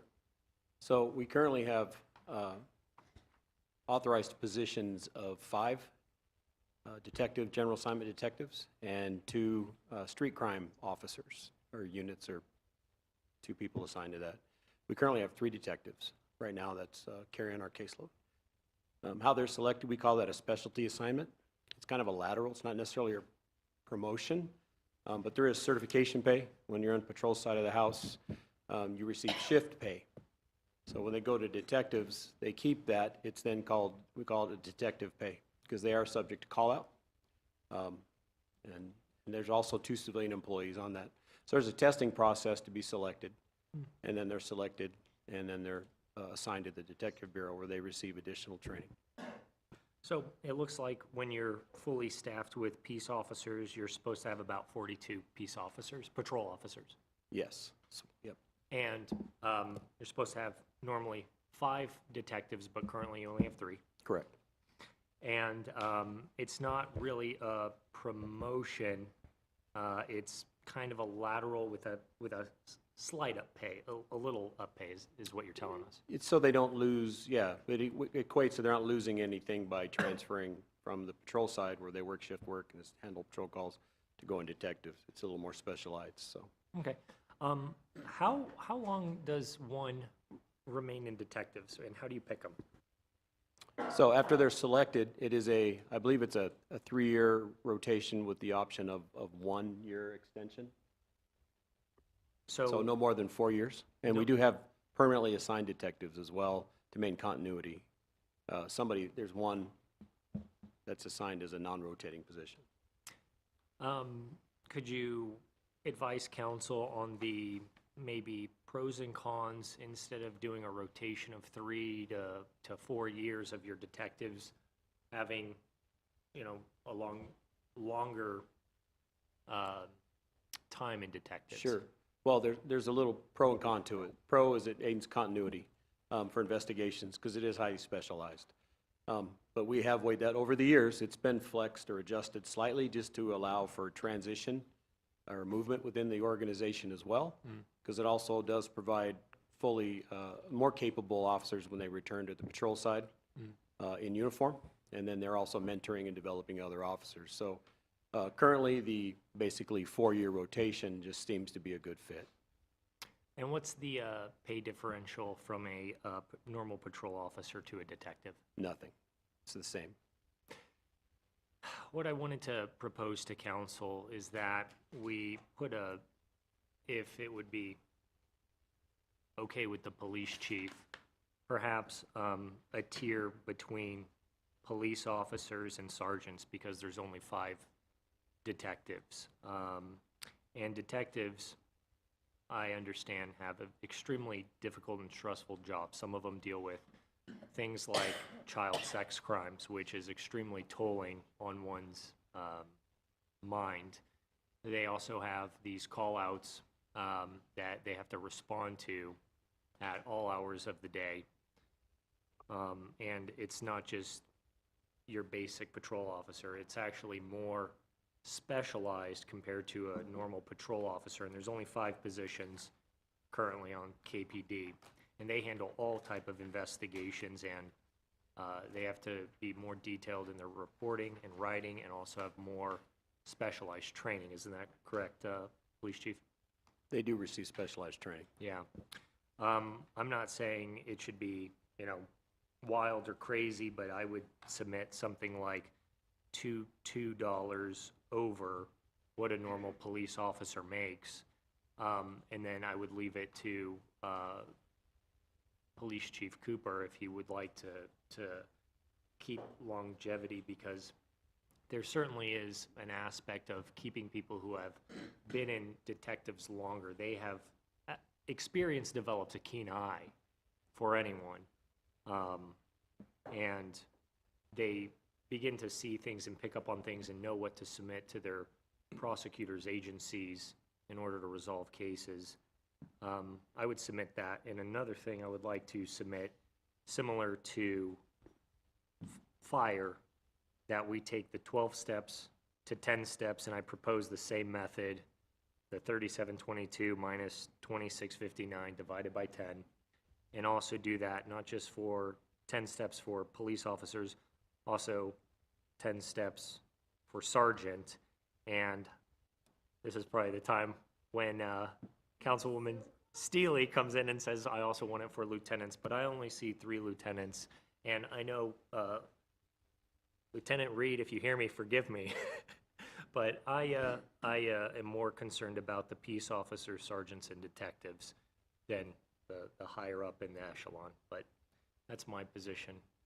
Can I speak to that? Yeah, absolutely. So as far as the changing the pay structure for a detective, I don't support that. My intention is to maintain where I assign my people and how long that they are there. But there is specialty pay and cert pay that has been the same position for a while, and I don't know what room there is for that. But just so that it's clear, I'm not in support of increasing that pay, because then when they leave, they're not getting that pay anymore. And I have no intention on keeping them any longer than the 4 years currently.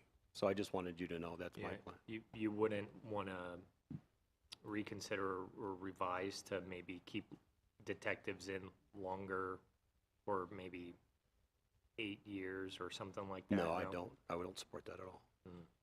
No. Okay. Not all of them. That's why we have a permanent. We had 2. When we were fully staffed, we had 2. Yeah. Just to maintain. So then there's 3 others that would come through and be developed and encouraged. But yeah, I wouldn't support that long. Can I jump in here real Yeah, quick? please. Just on that note, Bullhead pays $3,000 per year for their detectives. And that's also for traffic and school resource officers. But they just, while you're doing that position, they pay that, you get that bump in pay.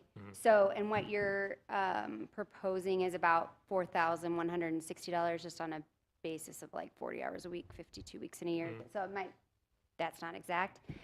But maybe, how would you feel about that while So they? if you assign it, sorry, if as a specialty pay, or, like on patrol side, it's a shift pay, because they are working shift work, and they get an extra bump that's been in position for a while. That's where I see that there's room for that, and it's built into the program. It's there's a clear expectation of what it's for and how long it would last. And I would support Counselor Staley's suggestion. You know your profession better than anyone. So if you give us the recommendation that you wouldn't keep someone in that position for more than 4 years, I would go with that, but you would support a special pay that, Yeah, I Yeah. just want to be clear too. We have toyed around with that, but there's other factors that I'm considering as well as for the health and the development of the entire organization. And things can get lopsided very easy. And it's not a healthy thing for the organization as a whole. I want to continue to have the opportunity to rotate people into there for a period of time. And then they rotate back out, and that gives other people an opportunity. Because that contributes to the ascension planning of the department, leadership development, skills, the exposure that they have to other aspects, not just police work, but they also have exposure to, the other parts of the judicial system, and it's a good development program as well. And what would a specialty pay look like, and then would it be removed once they go back to patrol? Well, it would go to whatever the patrol has, because currently patrol has a shift pay, and I want to say I don't know what it is per hour, 80 cents or something. It's been that since I've been there. It's been quite a while. So it's been 80 cents for patrol, and then if you're a detective, it's an additional 80 cents? Correct. The biggest impact on the detective side is they are on call at least 1 week. So right now, there's 3 of them. So every 3 weeks, somebody is on call, and they're expected to be home, stay home, be close by, and be available. And when you say that patrol shift, is that for like the late night hours, or what? For detectives, I'm sorry. No. For the specialty pay for patrol, what is that for? Like, what position is that for? So patrolmen, we work 3 months of day shift, which is basically almost a 12-hour shift. And then the other teams are working the opposite, working night shift. We don't have a swing, we don't have a graveyard, it's either day shift or night shift. So the specialty pay is for night shift? Or? Specialty pay in detectives is being a detective. Yes. And what it has been used for as well is we are expecting a little more professionalism, a little more, a different skill set. They are also subject to call out. So currently, that's what we've used as justification for that. All right, so you said that there was a certain type of, like an 80-cent bonus for a certain type of patrol. So is that right or no? No, No, that's, only- we call, on the patrol side, it's for shift pay. If you're on night shift, Shift pay.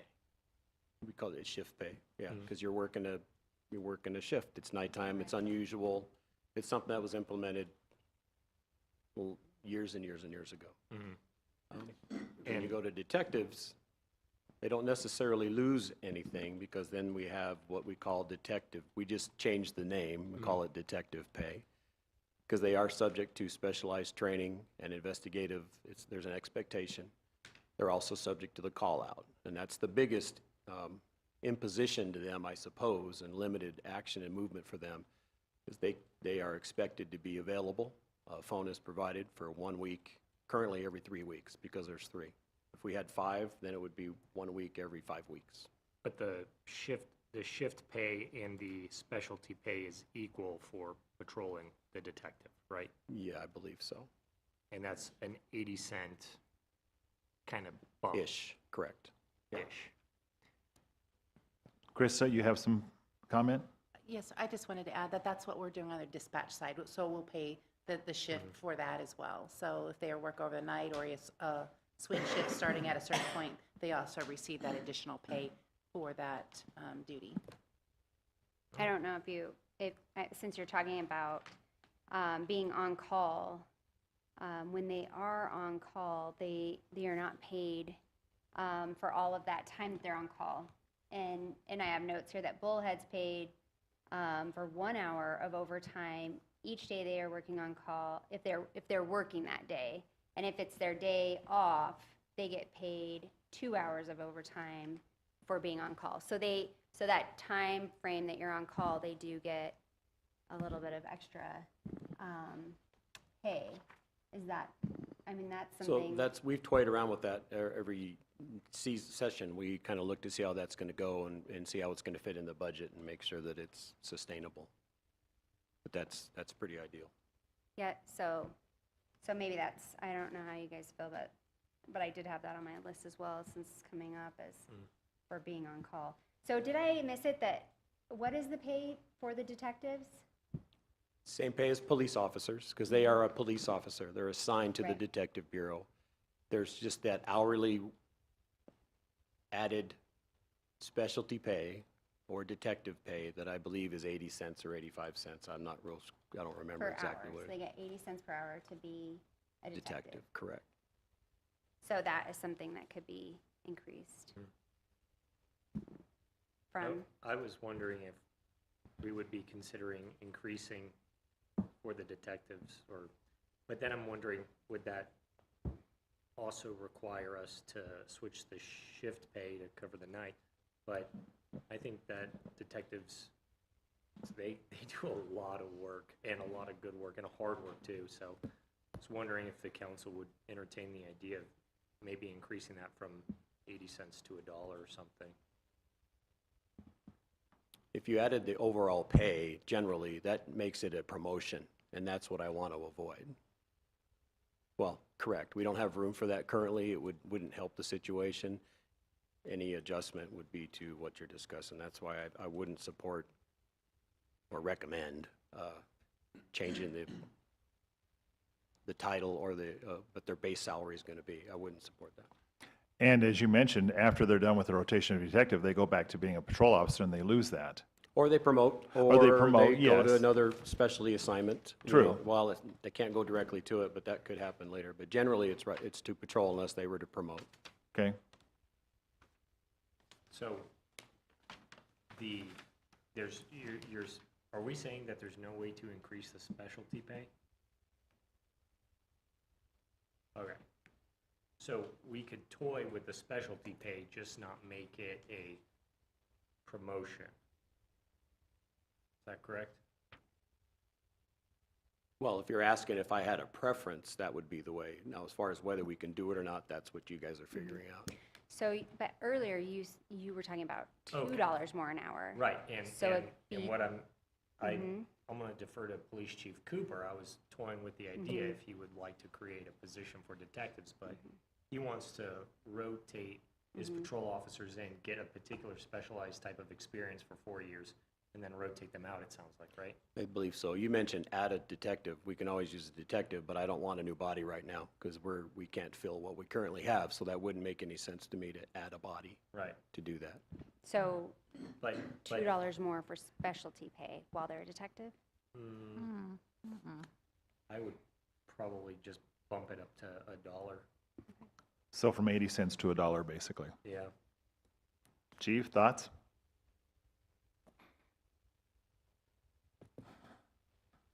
But once again, they get used to that extra $1, because once you hit that dollar even Would- mark, Would that stay with the shift work and the detective? So it just, I don't know.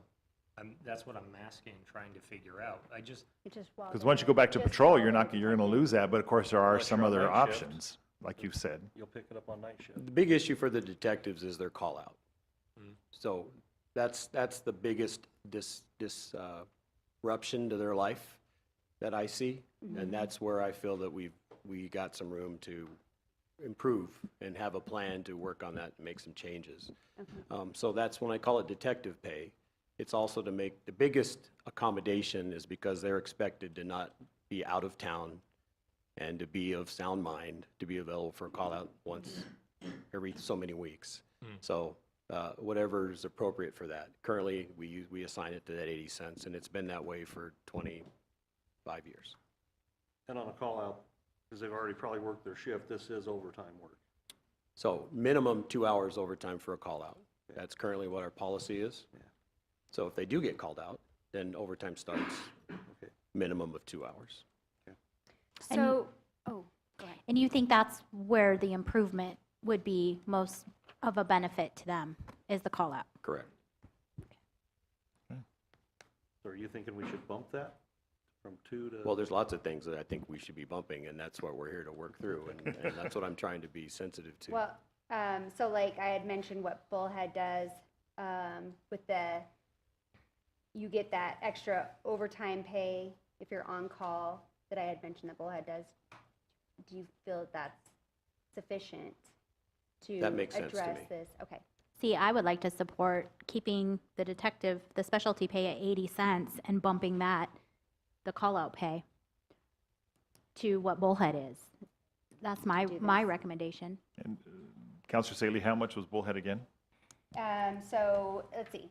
Bullhead pays 1 hour of overtime each day you're on call and you're actually scheduled to work that day. And then if it's your day off, you get 2 hours of overtime for being on call.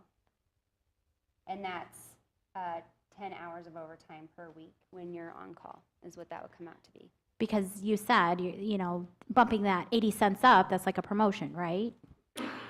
No, that would be a cert pay, kind of like a certification pay or a specialty pay. Right. It's specific to when they're in the assignment.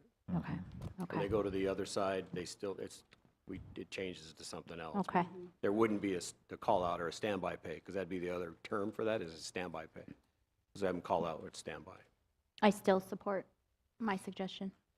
They would lose the standby pay if they were to go anywhere else, because it doesn't apply to them anymore if they were to transfer. So what you're saying is if one goes to detectives and there was an increase in specialty pay, they would then lose that specialty pay once they were returned to patrol? They would lose, if there was a call-out or a standby pay, they would lose that. Okay. So, Because it wouldn't be appropriate. It wouldn't apply to them for what's being accomplished for a compensation to their time. what's better? The standby pay or the call-out pay? I mean, what's more beneficial? Because that's what we're talking about, right? You have to have one or the other. So if we're taking one, are we replacing it with something better? More pay, a higher pay rate? Well, I haven't calculated it out because I definitely wouldn't want it to be shorter, but for Right. me, it makes sense for just for there to be that compensation for the standby pay, because it's always been a little point of contention. Or Okay. standby call-out pay. So, Okay. and because what he's saying is, we already, in the budget, there's a certain cost for that standby pay. So this is not necessarily, the call-out pay is not necessarily like a new hit to the budget, wouldn't be as expensive. So I think that going up to $1 for all of the specialty positions, maybe we could do both. I don't support that. I like Vice Mayor's idea, and Chief recommended that, if that's where we're going to make any kind of adjustment, is in the overtime stuff, right? Something, where was it again, Chief, where we'd make the adjustment? Sorry. No, well, I'm trying to answer your questions because you're the ones that are leading. So I'm trying to answer it the right way. I understand. So it sounds like there was an increase from 80 cents to $1 for these. No, detective- Vice Mayor wants to keep it at 80 cents. Okay. But I hear what you're saying, the standby pay versus the call-out pay. And I That's the same understand, thing. No. it's one and the Standby same. and call-out, same thing. Yeah. Okay, perfect. Kleenex tissue, I've used the That's term what I'm interchange. interested in Sorry. increasing. So Yep. Counselor Staley keeps I think I'm hearing you say it's different. Well, So if standby pay and call-out pay, that's the category I'm interested in increasing, because you say that's something that's spoken most about. That's a point of contention, Uh-huh. is what you're hearing. Well, it's not a contention, it's just something that comes up every year and it hasn't been looked at because there's always a give and take in budgets. And there's things that get championed one year and that's something that always is a lower priority when I'm trying to prioritize other items that we're looking at to maintain recruitment and retention. It's And important, but not as Exactly. important as Yeah. some of the other issues. So that's so the again, compensation that. again, my mind goes to retention. So if you think in retention, what is going to be most beneficial for that position, standby call-out pay or increase the specialty? Standby pay, Thank you. which is the same thing as call-out pay, Yes, just to be clear. now I know they're one and the same. Thank you. That is my recommendation. and we already have standby pay? Now I'm confused, I'm sorry. So the police department does not have standby pay. They get call-out pay, the 2 hours of overtime if they get called out. Now there's a difference. Now there's a difference. But So- standby pay is exactly what you are referring to, Okay. where if you're holding the phone, then, I think I was confused that there's a call-out pay, and Yeah, that's my why I was apologies, I confused. added to the Sorry. confusion. That's currently a minimum of 2 hours. Nothing wrong with that, that's been that way, so if they get called out and they come out half an hour, they get 2 hours of overtime, because it was a call-out. They go to court, even if it's less than 2 hours, they get a minimum of 2 hours if it's on their off time. Okay. So that's call-out pay, but I apologize. Okay. They're probably screaming, because they're probably realizing, no, there is a difference. Okay, So so what's standby what's pay? standby pay? We don't currently have standby pay. Okay, What we've justified, that 80 cents an hour, we call it detective pay. It's to acknowledge the specialty training that they get. Also, they are going to be expected to be on standby for 1 week every Okay. 3 to 4 weeks. I am tracking with you now. Okay. Yeah. Well, and I led you And that's astray, the so 80 it's my cents. fault. And that's the 80 cents. It's Counselor Ward's hat. It's distracting me. So, back to standby pay. The 80 cents. That is what I am interested in. The 80 cents is not the It's the standby s- pay, it's a specialty pay. We don't have a standby There isn't pay. a specified that's Right. just something that we've used to justify detectives receiving that 80 cents an hour, because they're going to be expected to be on standby. Okay. That's just part of the assignment currently. Okay. So what we, and the reason why I was saying, maybe increase that is because you're paid as a police officer, but you're working as a detective. So you're taking on Right, a the lot added more- responsibility. Right, so, and it's not just detective, I mean, because there's more that would fall into specialty pay than just the detectives. There's like the magnet, which is still a detective, traffic. So they take on more responsibility, but they don't get paid for that added responsibility other than the 80 cents. Just for clarification, Magnet does not get that, and School Resource does not get that. They don't. They're not considered subject to the specialty. call-out necessarily. So Magnet's a little different, it's a task force, but they're not expected to, so, just to be clear. So the main purpose is because detectives are expected to be available for Okay. 2 weeks, perhaps every month and a half. So the shift pay and the detective, the specialty pay is the same, 80 cents. Correct. Okay. Which is why I submitted moving the specialty pay from 80 cents to $1. And we'll call it whatever we want. Yeah, you could call it whatever you want. Yeah, specialty standby pay, who knows? No, I Just have a kidding. problem I'm with, just- a detective gets 80 cents an hour extra while they're a detective, so that's $128 extra a month to give up that week you're on call. You might not get a call, but you have to be available, in your right mind, is that how you put it? In a Of safe- sound mind. mind, to perform your duty. Able to operate and drive a car. There we go. So I don't know, and Bullhead does what with theirs? 10 extra hours. 10 extra hours a week while they're on, When they're, that week they're on that call. they're on call, right. I don't know. So the $2 overtime when they're on call, is that per hour that they go out to work? Or is it just 2 hours overtime that they get? So there is no $2. No, 2 hours. 2 hours. If they get called, Yeah. it's their week. Right. They're expected to be available. And so it's a minimum of, They come. 2 hours. They respond, they'll, minimum 2 hours of overtime. okay, so that could be increased depending on how many hours they're out there, correct? Oh, yeah, correct. Okay. So if they go over the 2 hours, it'll be according to however long they're out.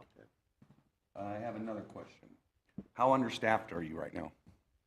In general, I'm currently 8 vacancies, actual higher positions unfilled.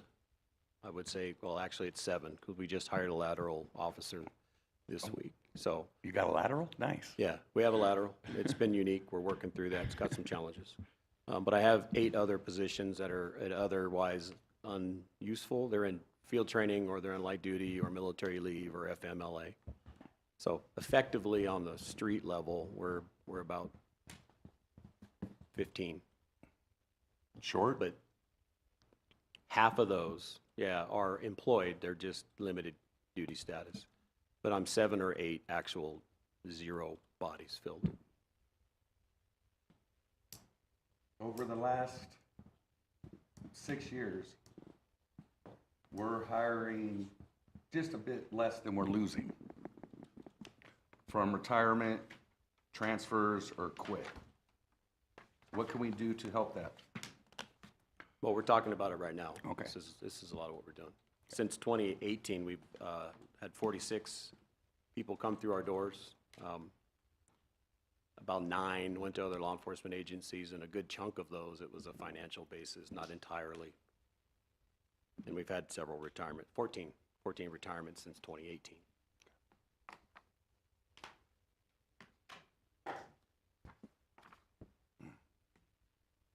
I kind of want to, Just for police. I want to circle back around to this in just a second, if that's okay. Please, I want to redo.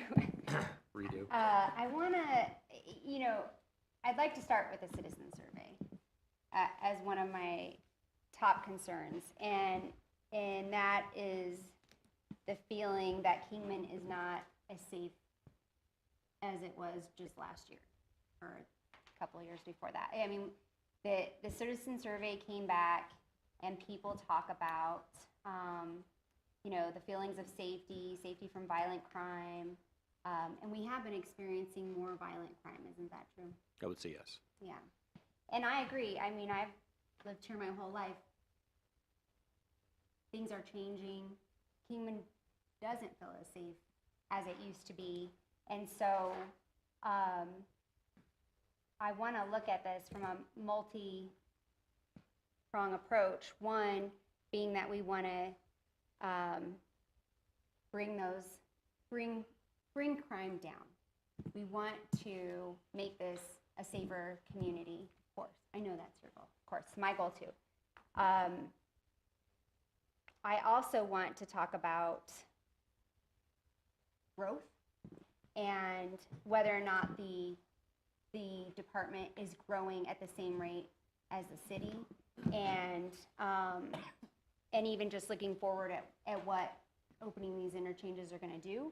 And then, of course, all these added costs, because again, I feel like there's opportunity to do more in the way of increasing pay in order to retain the ones you have now, attract new ones, and making that a wash, because right now your cost of turnover, of the cost to get a new officer, which I know is almost $65,000 just to get them out of the academy, the cost of overtime, and the cost of, and I will come back to you on this, what it costs the city when we're paying out the vacation time versus letting the employees take a vacation.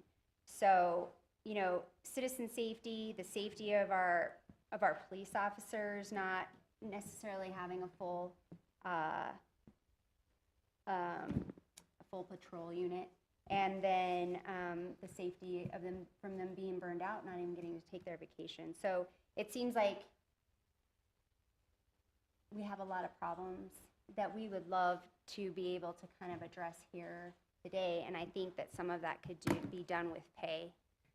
So to bring that back around, starting with the current officers and being able to retain those, or to encourage people to be detectives, I think, or to, I don't want to keep saying detective, I mean a specialty position. I would like to get some good feedback about how we can move forward. So my first question is why do you only have 3 detectives? Is it because you're so short-handed? Those employees are better used in other positions, or is it because there isn't an interest in becoming a detective or serving in that role? It's just my assignment and allocation of resources, Okay. of bodies. We're talking people and officers right now, Mhm. and they're needed.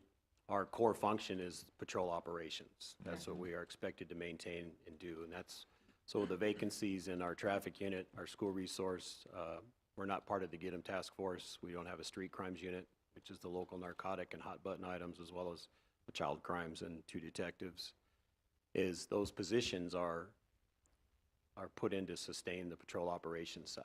Yeah. So it's barely meeting minimum. Oftentimes it's not. So that's being supplemented by officers working overtime to cover those shifts often. And that's where the paying out vacation time, which isn't ideal.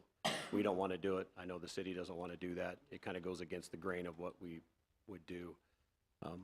But they're not all able to utilize it. We have a very generous vacation program and whatnot, but they're not able to do that. So, so that's currently where it isn't. It's not that there is anybody interested in detectives. There's plenty of interest. It's just I can't justify that when it would be at the cost of what the community sees. So I currently have a reduction in services. It's just sort of hidden. Yeah. But because of where we're at and the way all law enforcement is struggling to find people and keep people, it's starting to be visible on the patrol side, which is where everybody's going to see it. Yeah. And notice it. And that's one of the things that I had on my list. So I thought that we didn't have the street crimes unit anymore because because those positions had just gone away. And that, I was going to ask you about adding them back in because I think we definitely need to fill those spots and have people actively working in those roles of tackling street crime in order to bring down, like I said, those crime rates. And maybe that's part of what we're all feeling, like the survey has pointed out, it doesn't feel as safe here because we don't have that street crimes unit working. So we have to get you more new officers in order to fill that. I would say yes. I would also speak to Councilman Pat's comment at the last meeting. There is perception versus reality. So there is some misperceptions, I believe. We are promoting and advertising and sharing these incidents that occur on our social media. It's very popular, as well as in the news, and people see that. There's also things that are going on in the county that have Kingman addresses that people get perceptions. So I don't want to skip past that because that's very real and I think it's significant. But what is increasing are those acts of violence, potential violence, which has increased, as I shared. Our use of force incidents have, I don't know if they've doubled, but pretty close. 2 officers a minimum go into calls, whereas 10 years ago, 1 officer could handle it. Well, that's not the case anymore. It's easily 2, if not more. Yeah. Which that exacerbates the staffing challenges that we're faced with. So we are definitely at a critical place. We've been there for quite a while.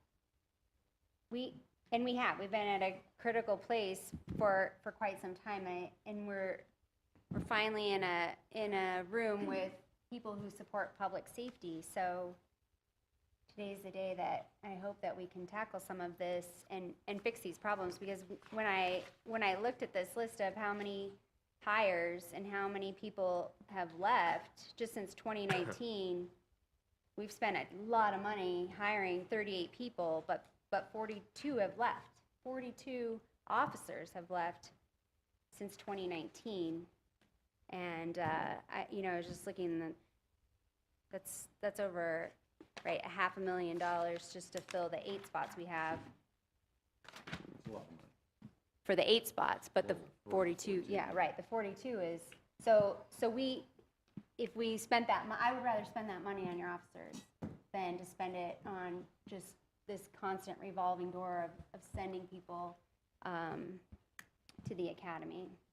So to start circling back around to Cameron's point, I would also like to go down to just 10 steps and start at step 2.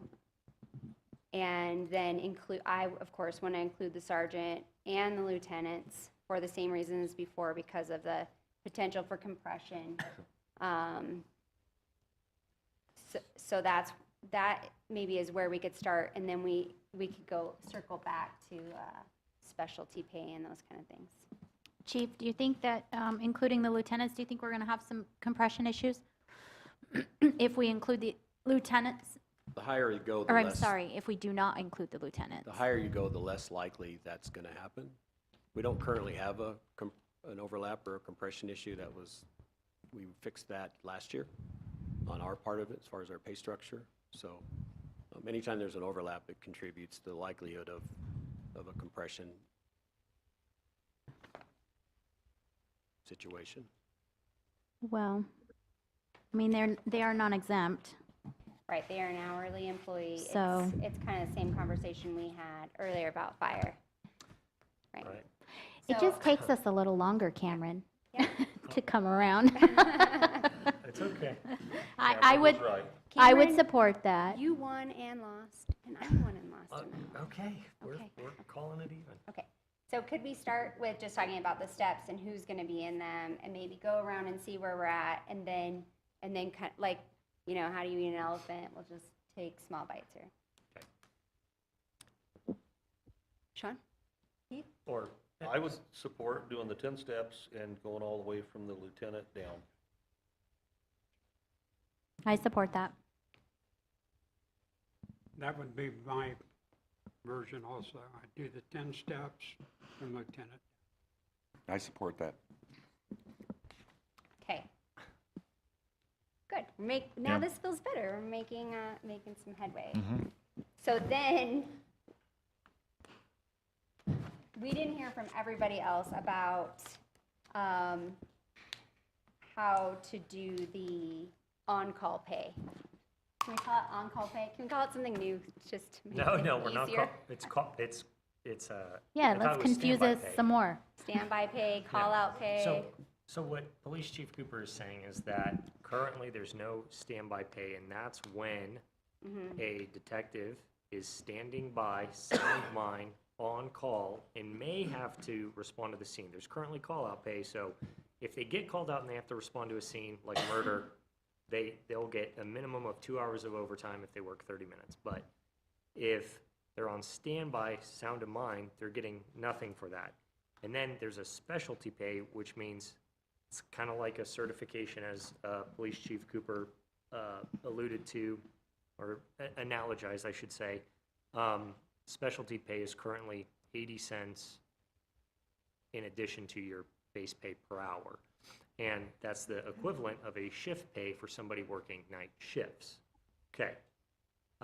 No standby pay, but that would mean that if you're on call once every 3 to 4 weeks, but it could be 5 weeks if we get full-on detectives, that means that you get a minimum of 10 hours for standing on, or you get 10 hours extra for being on call that week. But there are times when you get no calls. I'm on call, not as frequent. I'm on call once every 12 weeks, I think.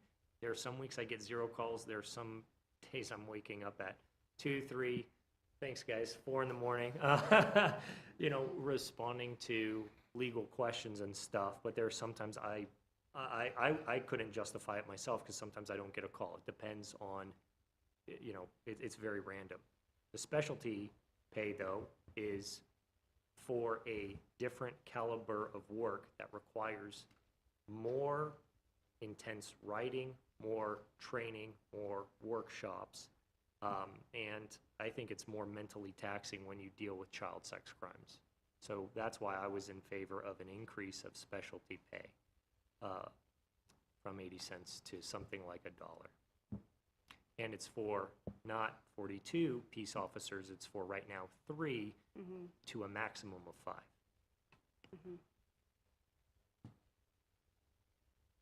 Potentially 6. We have a child's crime detective that will ultimately be assigned to our school child crime section, but he'll be considered a detective, or she. So I support both of those, although I think it should be more like $2 an hour, because you really are taking on so much more than you were as a police officer. What is the incentive of, you know, doing that job if it's only $1 more an hour? I don't.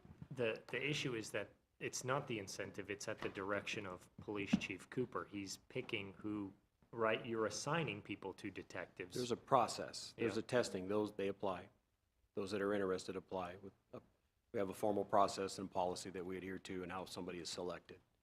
But they have to prove themselves worthy and meet the standards, and then they're chosen. I think we need to compromise on this. I would support Cameron Pat on this. You know, maybe up to $1. I think we need to stop there, though. for right now. See how that works, and then re-examine it next year. Okay. Walker's okay, Mayor and I. I'm okay. Currently, basically being on standby, it's $134 more a week. The raising it to $1, it's $168 a week. Base it on, you're on call 24 hours a day, right? For those detectives, When you're on standby. when they're on standby? You're on call for Yeah, 24 it's hours. from Monday through Sunday night. Right. So 7 days, so that's 168 hours. I'm They're good only with- getting the $1.80 to $1 while they're working. Oh, okay. So you're talking that, and then the other issue you were discussing was the standby pay. I'm sorry, I'm not trying to confuse people. I get it, but I think I get it, so. Yeah. Guys, you haven't waited, Smiley. He's not going to. How much time more do we want to spend on police? Because we're going to have another meeting to finish this up. I mean, it's already 4:05. I'm sorry for taking so long on this, but my points have been made. I'm done at this point. Yeah, I personally don't think $1 an hour covers your being on standby time, really, for that whole week. I mean, you're giving up a whole week. You can't go out to the golf course, have a beer. You can't, I mean, you're married. When you get home from work, you're staying home waiting for that phone call. The standby Come in. is an allotted, it sounds like from what Jamie's telling us, an allotted 10 hours for the week. Yeah. That's it. Whereas the specialty pay is from 80 cents to $1 while you're in detectives. Oh, you're okay. And I was just, that's what Bullhead did. That's where I got, All I right, wasn't well, I'll go with necessarily- the majority. Okay. So where do we end up?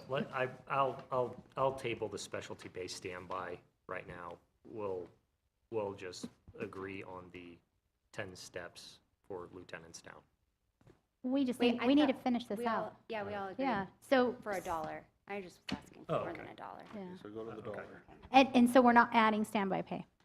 Yeah, both. I Both, thought we okay. said both. I didn't say both. Yeah, Oh, he I didn't said- say both. Okay, I said both. I am in favor of both. Yes, I'm in favor. I didn't hear both, but yes. I am also. Okay. Okay.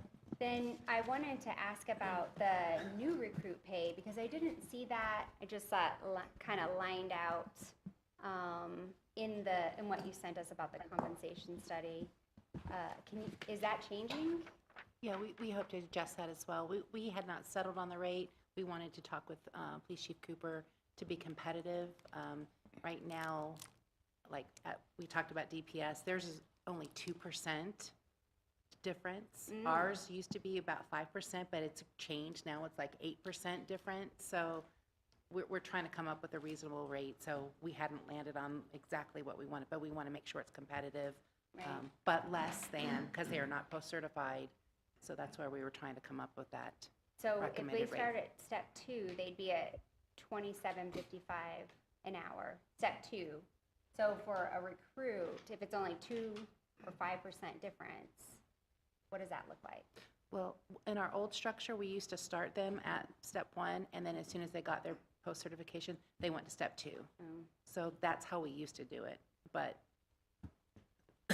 again, we can. Which has worked, but now that we add that someone's going to be placed in, then you'd have to bump everybody up a year to Yeah. adjust for that. Yeah, so we can So still. if someone's a 5-year, you would want to put them in at a 6-year, because what we've currently done, our first step is the academy. As soon as they graduate, they would go to the next step or level. Yeah.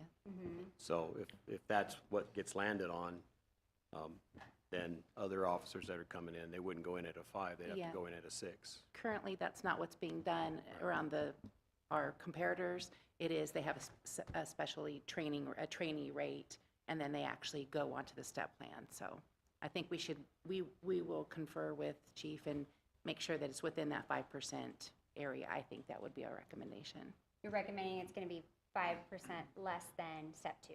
Then whatever our new scale is, yes. Okay. And then my other question was to ask about the growth of the department with our city's growth. We have the East Bench, and I know you said you didn't want to add more employees because you can't fill the ones you have, but that would mean waiting a whole entire year to have this discussion again. But if we wait a year and you hire those people even on day one, takes them a whole year to train. Kingman Crossing is already open by then. So do you need extra positions to start covering the East Bench? We will. We've discussed that in our internal strategic planning, and we've got some numbers that we've worked on that we anticipate as we're working through those exercises with the added property and businesses and homes that are going to be built into there. So do we need to look at that for this budget year, or do you feel like we can Not put this it off for next budget Next. session? Because I feel like with the improvements that we're making to the pay structure and the step plan, it should be more attractive to be able to recruit. No, that's something that's in there. We've been at the same staffing levels if we were full for the last 20 years at least, got close to 25. Right. But there is discussion, and we are trying, there's things internally we'd have to put in place as well and have some stability. But I don't see us filling 8 positions within the next year and getting them through the academy. So this would be a next year discussion at the earliest. For all 8, though. But could To you use add on to 1 our or currently- 2? To add on to our authorized full-time positions currently, now wouldn't be a time to discuss adding that. It wouldn't make fiscal sense to me, and it would, Okay. next year, perhaps. Okay. Especially if we can't even fill the 8 that we have. Correct, yeah. We've been running at a deficiency for the last 6 years, 6 to 8, give or take. So, okay, then can you tell me about the cadet program that you used to have? So we used to have a cadet program. It was for the 18 to 21-year-olds. Ideally, they would be able to bring them on. We had 2, and they would perform tasks that they're capable of doing, you know. Kind of a force multiplier, but it was also designed to be a development program, kind of a bridge between high school and become a police officer is 21. So you would take, say, a high school graduate and bring them in and let them do the police work that they're allowed to do since they're under 21s. They're in the department, they're under your wing, and then those are the people that are going to become your next police officers as soon as they turn 21. Hopefully. Hopefully. Yeah. You're building a pipeline of local kids that want to be police officers. So I'm wondering if, since you don't want to, if you're not in a position to add officers, are we in a position to bring back that cadet program so that you start building that pipeline to have better, to be able to hire locals and to not struggle maybe so much to recruit? So civilian positions, we have the room to accommodate that. And it's something we always talk about, when's the right time to bring it back, but it's usually at the expense of something else, and that's where it doesn't get proposed often. So if we are saying we're not going to cut something else and possibly add 2 recruits, do you think that that would help you? Would it help fill these extra positions, especially when we're talking about, okay, next year we're going to talk about adding more? If we start building that pipeline. If it was designed properly and we selected the age group that we were allowed to do, I know that comes in to be a question sometimes. We want to hire only this age between here and here, right? So they could be a cadet and over 21 Could and be. work for you for a year. Correct. And then be ready and be able to pass the test because you've been working on all those Correct, things yeah, all year. it would be something that's useful, because we do have an Explorer program. It's currently on pause, and that's kind of that as well, a junior police academy. So the only missing link would be a cadet or a police aide position, because we would call it a police aide. We've already designed it and have a basic job description for that. And it's two is Well, what you two's the number that seems to be manageable. Okay. And what is that position pay? It's probably not very high pay, right? Well, I want to say in the past, it's probably close to minimum wage, because it was part-time also, so they could be going to school. That's kind of how it was designed, no more 19 hours a week.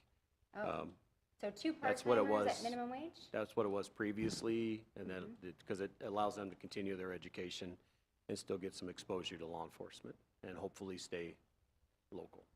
Right. How do you guys feel about adding 2 part-timers in order to build a pipeline for future officers? I think if the chief is willing to do it, I'm good with it. I'm good with it. I'm going to defer to Chief Cooper. Smiley, did I see you nod? I'm good with it. Okay. No, it's a good position. Yeah, it would be useful. Did we have a problem filling that before? No. Okay. I wouldn't anticipate any problems filling that position. Okay, I agree then. I'll support that.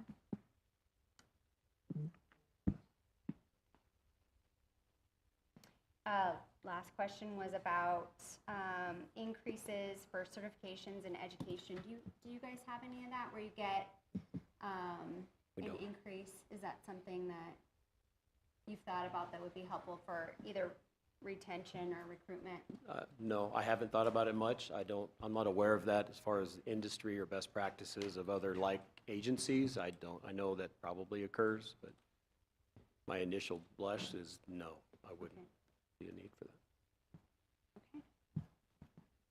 That might be it. Is that it? Maybe. You sure? Okay, Can I confirm that we understand everything that you're recommending? Okay. yes. So we're going to increase the detective specialty pay from 80 cents to $1 per hour. We're going to add standby pay for our detectives of 1 overtime hour for each working day and 2 overtime hours for every day that they're not working. And then we are doing the step plan similar to what we were doing for fire, starting with step 2 and then averaging that out through step 10. We are adding the sergeants and the lieutenants Yes. and the 2 part-time cadets. Okay, Or he called them something else, but yes. thank you. Thank you. Thanks, Tina. No, thank you for keeping us on track. Okay, Ron, moving on, Public Works Admin. All right, well, good discussion, thank you. And thanks, Chief, for providing some really important information. Public Works Admin. So on our Public Works Admin, really not a huge amount of change other than the increase in personnel and our internal services. Their budget is currently being recommended at $807,705. That's a 23.7% increase. But you're seeing reductions in supplies and services and capital lease line items, and really just the personnel and internal services. Any questions about Public Works Admin?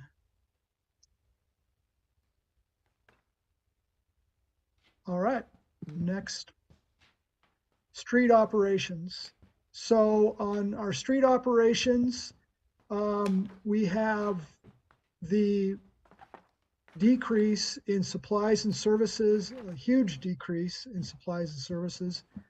And then capital lease is seeing a large increase of 46.8%, but for the entire program, decrease of 70% at just 4,200,000. Thank you. You can go back. We can just talk about this. We're obviously, what we've been talking about with the council is the transfer of the pavement preservation cost to a new operating budget so that can be tracked and watched directly. There's also street installation, storm drain repair. That is, and then hiring a consultant to address the traffic-related issues identified by the Traffic Safety Committee.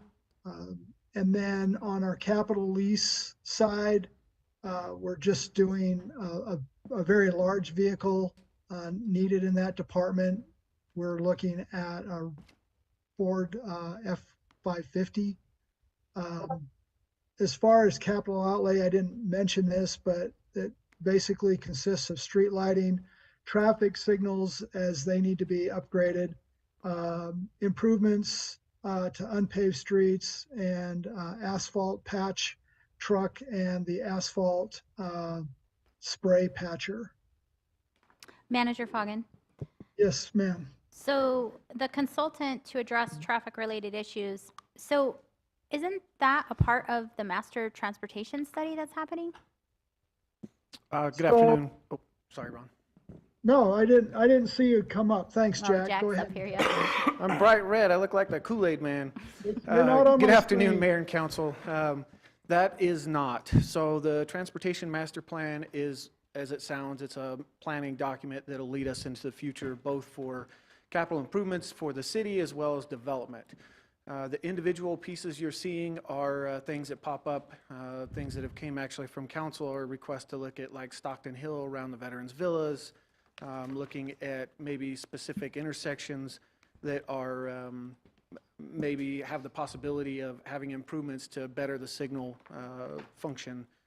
We've looked at entire corridors. So those are individual projects that may come up. Sometimes there's a need for a specific traffic engineer or somebody that's specialized in traffic engineering to look at specific scenarios that we have and make recommendations for those.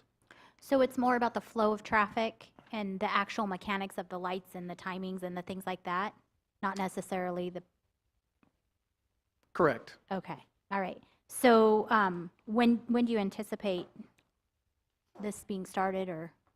So we're actually wrapping up, I think, 9 of them that have occurred over the last year right now. Okay, Some of those are, again, they're items that are brought forward from council, from the public. They land on the Traffic Safety Committee, and we need additional evaluation. So we'll have an engineering evaluation done in areas. So it's kind of depends on when those come up. We have a list of ones that we're working on and that we want to do in this upcoming budget, but then there's other ones that are just reserved for items that pop up. okay, thank you. Thanks, Jack. Any other questions on the street operations? All right.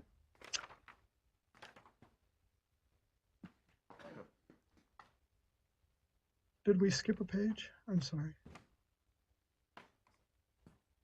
Okay, so street operations, this is our new street repair, maintenance, and improvement expenditure line item or recommendation budget.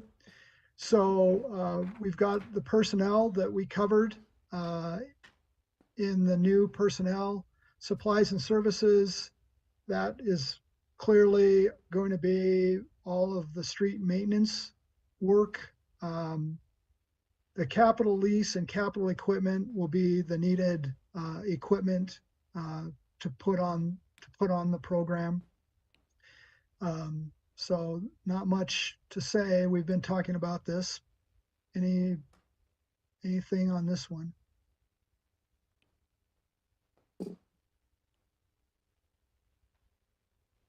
Okay. Transit. So this is what we refer to as the CART program.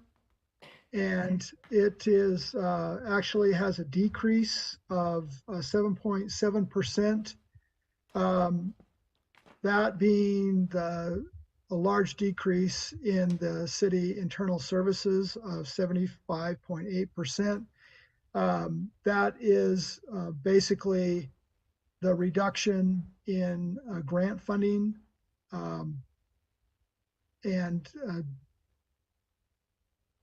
we're going to see an increase in personnel. Obviously, this program is intensive as far as employee costs are concerned. But for the most part, I would say that this, not a lot of change in transit. Any questions about transit?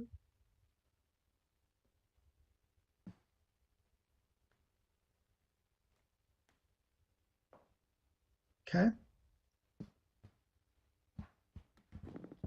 Next line, next screen, please. Okay, this is the, so this is the transit operations expenditure section. We're, this part of our transit program is seeing a 1.6% increase. The capital is, of course, as we replace the CART buses and bus stop improvements. And then services, supplies and services down just slightly. And then, of course, the personnel is at the increase anticipated with just getting people into market. Questions? That's CART as a whole. Okay. Water operations. Next, go to the budget line item first. So water overall is seeing a 13.5% increase. A large increase, the majority of that increase coming from personnel, the internal services, and then capital outlay. If we can go back to the slide before. Capital outlay is basically a remodel of a portion of our existing public works building, and really we have a number of just one-offs in capital outlay as well. Everything from hydrant replacements, trying to keep up with those. A kind of an important one is the trailer mounted hydro excavation unit that allows us to get into tighter locations. But pretty much the standard stuff that you would expect to see in operations. We are expecting an electricity increase in the water operations. And then, of course, we've talked about this with other departments, chemicals and that kind of stuff. Just have seen increases in those due to inflation. And then the decrease is we're not replacing any vehicles this year. So, questions on water operations?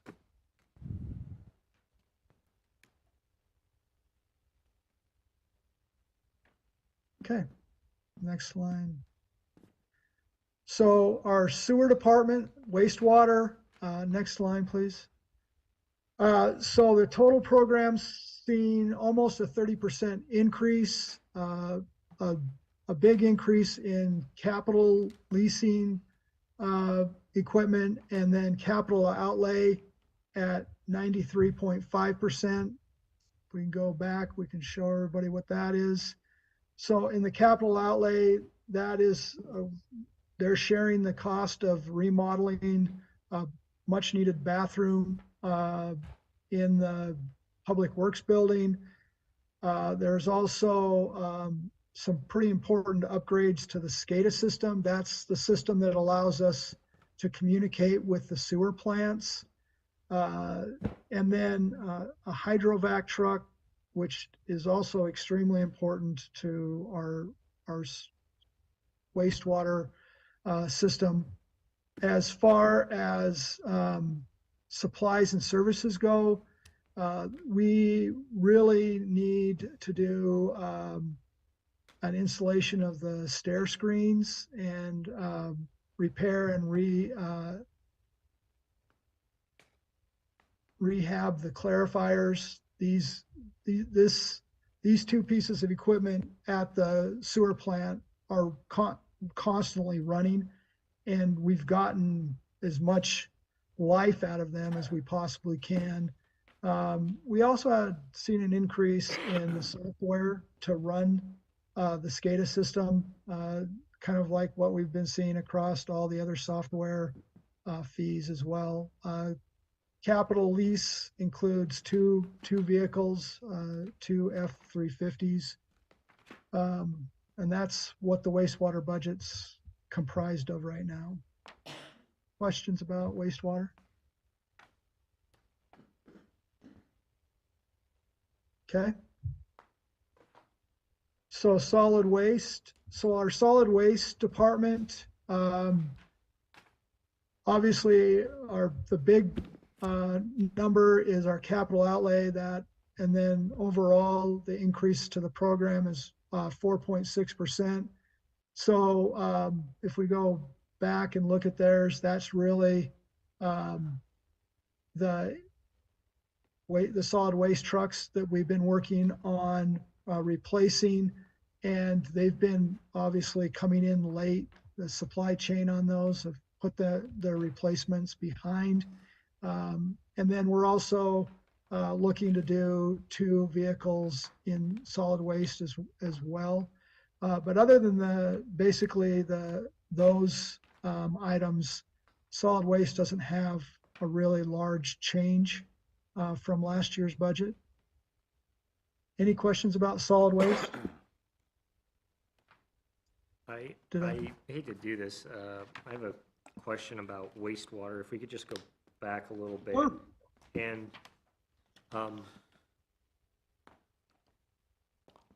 this is our enterprise funds. These are the type of things that That's actually correct. have to balance themselves, which is good. When I'm looking Yes. at page 173, I notice a projected revenue in fiscal year '24 of just over $10 million. Is that right? And then the wastewater, how much we're spending is $5.6 million. And do we just hold the remaining in reserves? Is that how that Right, works? so the reserves are typically used for capital projects. So the wastewater capital renewal fee is only $1 per user. We don't generate enough revenues in that particular fund, so we use the monies from the wastewater operating fund to pay for those projects, so we transfer. So it's kind of a transfer from wastewater to capital projects for all of the water, fund. For the right? wastewater capital renewal projects, that's correct. Just wastewater. Just So it wastewater. can't go into water? No. Oh, okay. Just wastewater. All right, and then it's kind of the same thing goes for the water operations. We have projected revenue 8.1 and expenditures of 7.4, and the difference will go into the capital projects for water operations. For water operations, it will not. It will stay in water operations. There's not enough of a cushion there to transfer it to the water capital renewal. We will keep it in the water operations fund. Okay, thank you. You're welcome. Good question. Before we move on, was there any other questions on solid waste?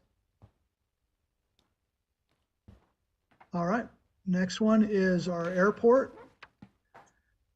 So airport, not seeing, it's pretty flat at the 0.9% increase. And I don't know that I have really much to cover in that particular fund. We continue to run the airport efficiently and effectively. Does anybody have any questions about the airport budget? Now, the airport fund is also an enterprise fund, but now here I'm noticing a difference. We're spending more than we're taking in.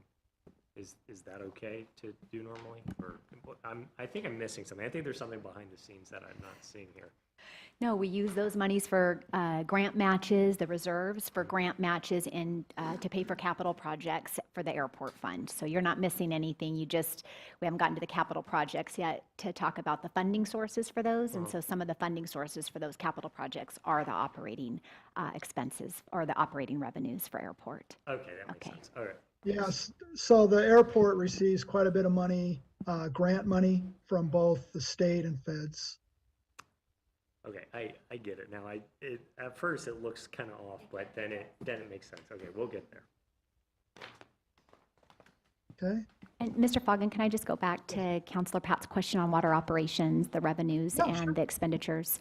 So absolutely. we show the revenues in just the water operations budget, but remember, water covers the utility billing budget and the engineering budget. So if we add all of those budgets together, it's going to exceed the revenues that we're collecting, and we're using reserves right now to cover the difference. Okay. So hopefully that helps a little bit on that too.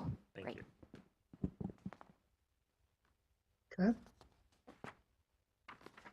Fleet services, this is an internal service fund that basically takes care of all of our equipment.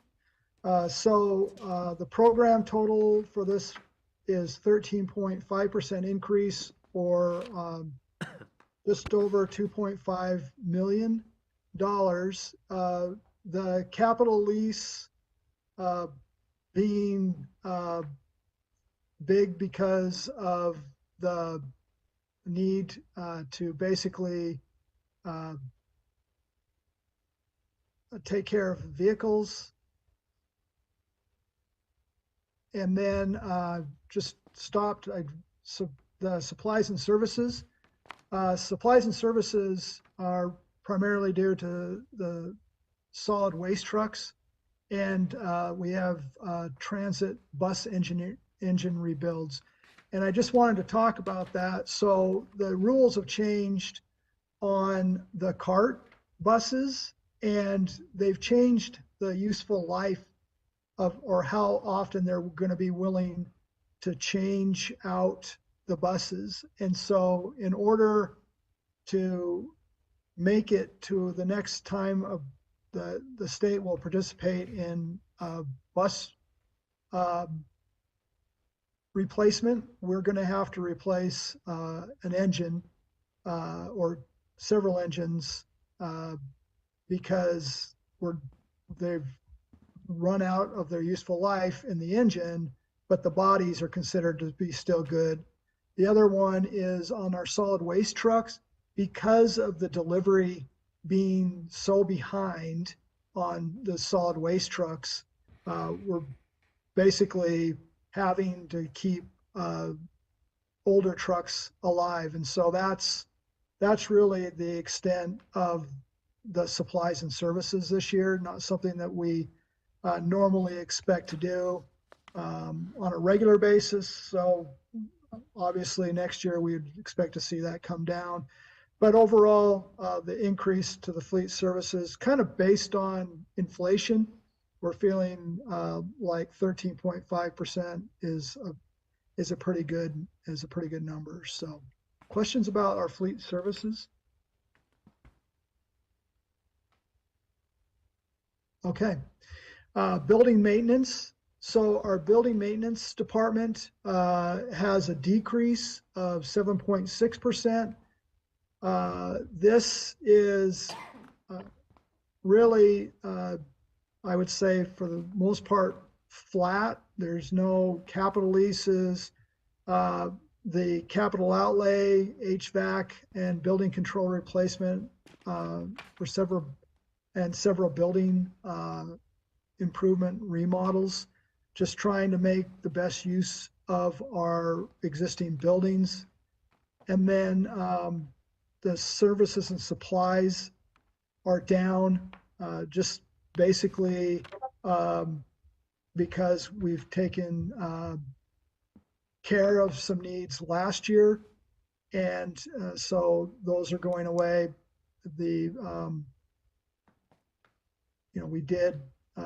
We had some temporary labor that's going away as well. So that is the building maintenance line. Any questions about building maintenance? Okay, next slide. All right, section 4, 5-year capital improvement plan. Next slide. So just to reiterate with everybody, the considerations and the criteria used on to be on the 5-year capital plan. It is a capital item is part of the strategic plan alignment. There is a funding source. It meets a regulatory or safety requirement. It increases revenue or reduces costs. 5, impact of the deferral. 6 is service levels. And 7, jobs and tourism. And each department is asked when they submit their capital improvement documents to go through this process, and each project receives a score. Was there anything on that, Tina, that you wanted to add? No, I would just share that the departments actually, there are 2 members of finance that also sit in on that evaluation. And I know that it gives us the ability to rank the projects in the event that we don't have enough funding sources for all of them. So for us, it's a great tool to be able, to determine which are the most important projects that need funded. That would be all that I would share with that. I have a thank you. quick question for you. So like engineering is doing a remodeling project, but theirs is listed just under their department, but it is not in CIP. But other remodeling projects are on CIP. So what is the difference? It should be in the CIP. Okay, did I miss it? Engineering annex remodel down in water? Is it in water? It's in water just because it's the water fund. It's in Yeah. water. Okay. And then I just learned the other night that there are projects under $50,000 that are happening that are not necessarily outlined in the budget, and we're not approving them. Is there a list of all of those projects that are being planned to happen next year? So Or many in of this next year? Many of the items like equipment that are under $50,000 are in that capital outlay item that we cover with you as we're going through this process. But you might be referring to some of the city building improvements. So we do have a list of those. They're not in the capital outlay item because they're more just repairs and remodels. But we do have a list of those. Can you just give me the total for all of them for this upcoming year? I sure can. $163,000. Okay. And then maybe if we get it emailed to us at some point, what makes up that 163,000? Because that's quite a bit. Yeah, absolutely. You're welcome. Okay. So our funding sources for capital projects, on the revenue side, there's obviously taxes, development fees, outside contributions, grants, development fees, and charges for services. And then on the debt issuance side, there's general obligation bonds, which require a vote of the people, excise tax revenue bonds, utility revenue bonds. Those are guaranteed by existing or incoming revenue streams. WIFA loans, that is a federal loan program overseen by the state, and then lease and purchase agreements. So those are really the City of Kingman's funding sources for capital projects. I have a question. It's more of the layout of this and how we observe this. You know, to the untrained eye, it looks like this is, and of course, there are expenditures. We're spending money on certain things, but behind certain projects, we've received things like grants or federal settlements, for instance. And when I look at something like the draw site cleanup, you know, the uninitiated might kind of recoil in shock. $52 million. Why are we spent? Well, it's not, and I mean, you know, unless you've been sitting on city council for a while, it's not pretty apparent. Is there a way that we could see, like, if something is coming from like a federal settlement or a grant or something? It could also help my own understanding. I'm not trying to create more work for you, Tina, but it helps me understand like where it's coming from.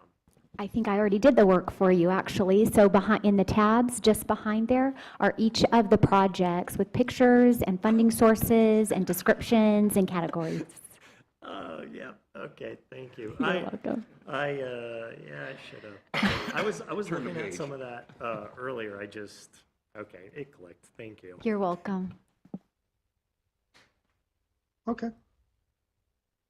So our 5-year capital improvement plan by category, I think when Tina was going over the kind of the summary of revenues and expenditures yesterday, she touched on this, but our 5-year cost for capital projects are $376,371,042. And as was pointed out, a large portion of this is coming from outside sources. Councilor Pat just pointed out the $52.5 million that is part of the draw site. Of course, the work for the TIs are part of that. Those are really big numbers, much of which are coming from outside sources.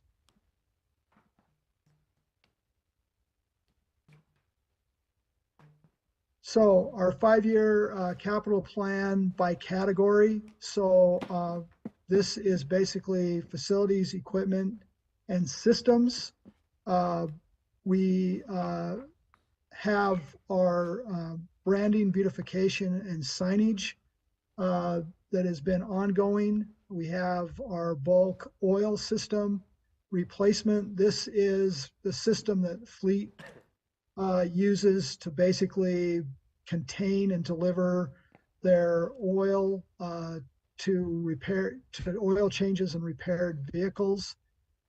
Camera system, we refer to this in some of the departments already about camera system replacements and upgrades.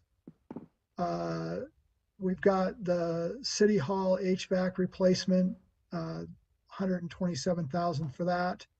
The electric vehicle experience over the next 2 years. The Fleet Bay remodel is out in 2026. The west, Excuse me, side- Manager Foggin. What Yeah, is go the ahead. $4.8 million for the electronic or electrical vehicle experience for? So that is the remodel, the design and remodel of the 519 Beale, or the building that we bought for that.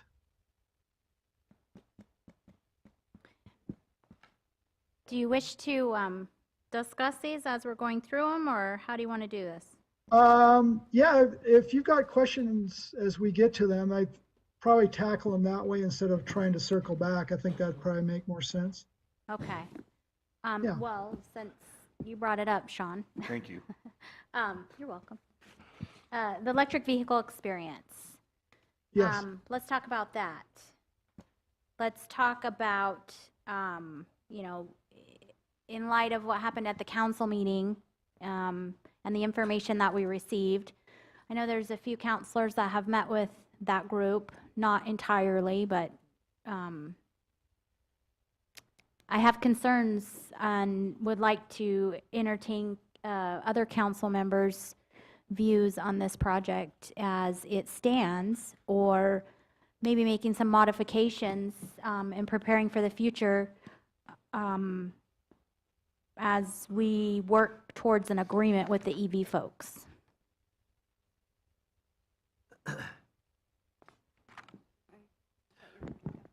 Oh, I'm good. I'll jump in. Yeah, I think we should pull this or sit on it until we actually have a work session or hear a proposal come back from them, because the way I hear it, they may want to run with this on their own, and that's great with me. Let's let them put their money into it instead of us putting 5 million, 5.6. Close enough. Yeah, 5 million plus into it. I think we just need to sit still till we hear from them and not spend any money that we haven't already spent on this project. So that's going to happen likely post-budget. So So, what do you want to do with it?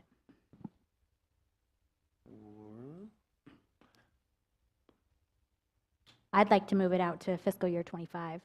Just shift it back. okay. Because it's a wait-and-see project to begin with. Yeah, I'd like to see it I'd like to see it out of this year's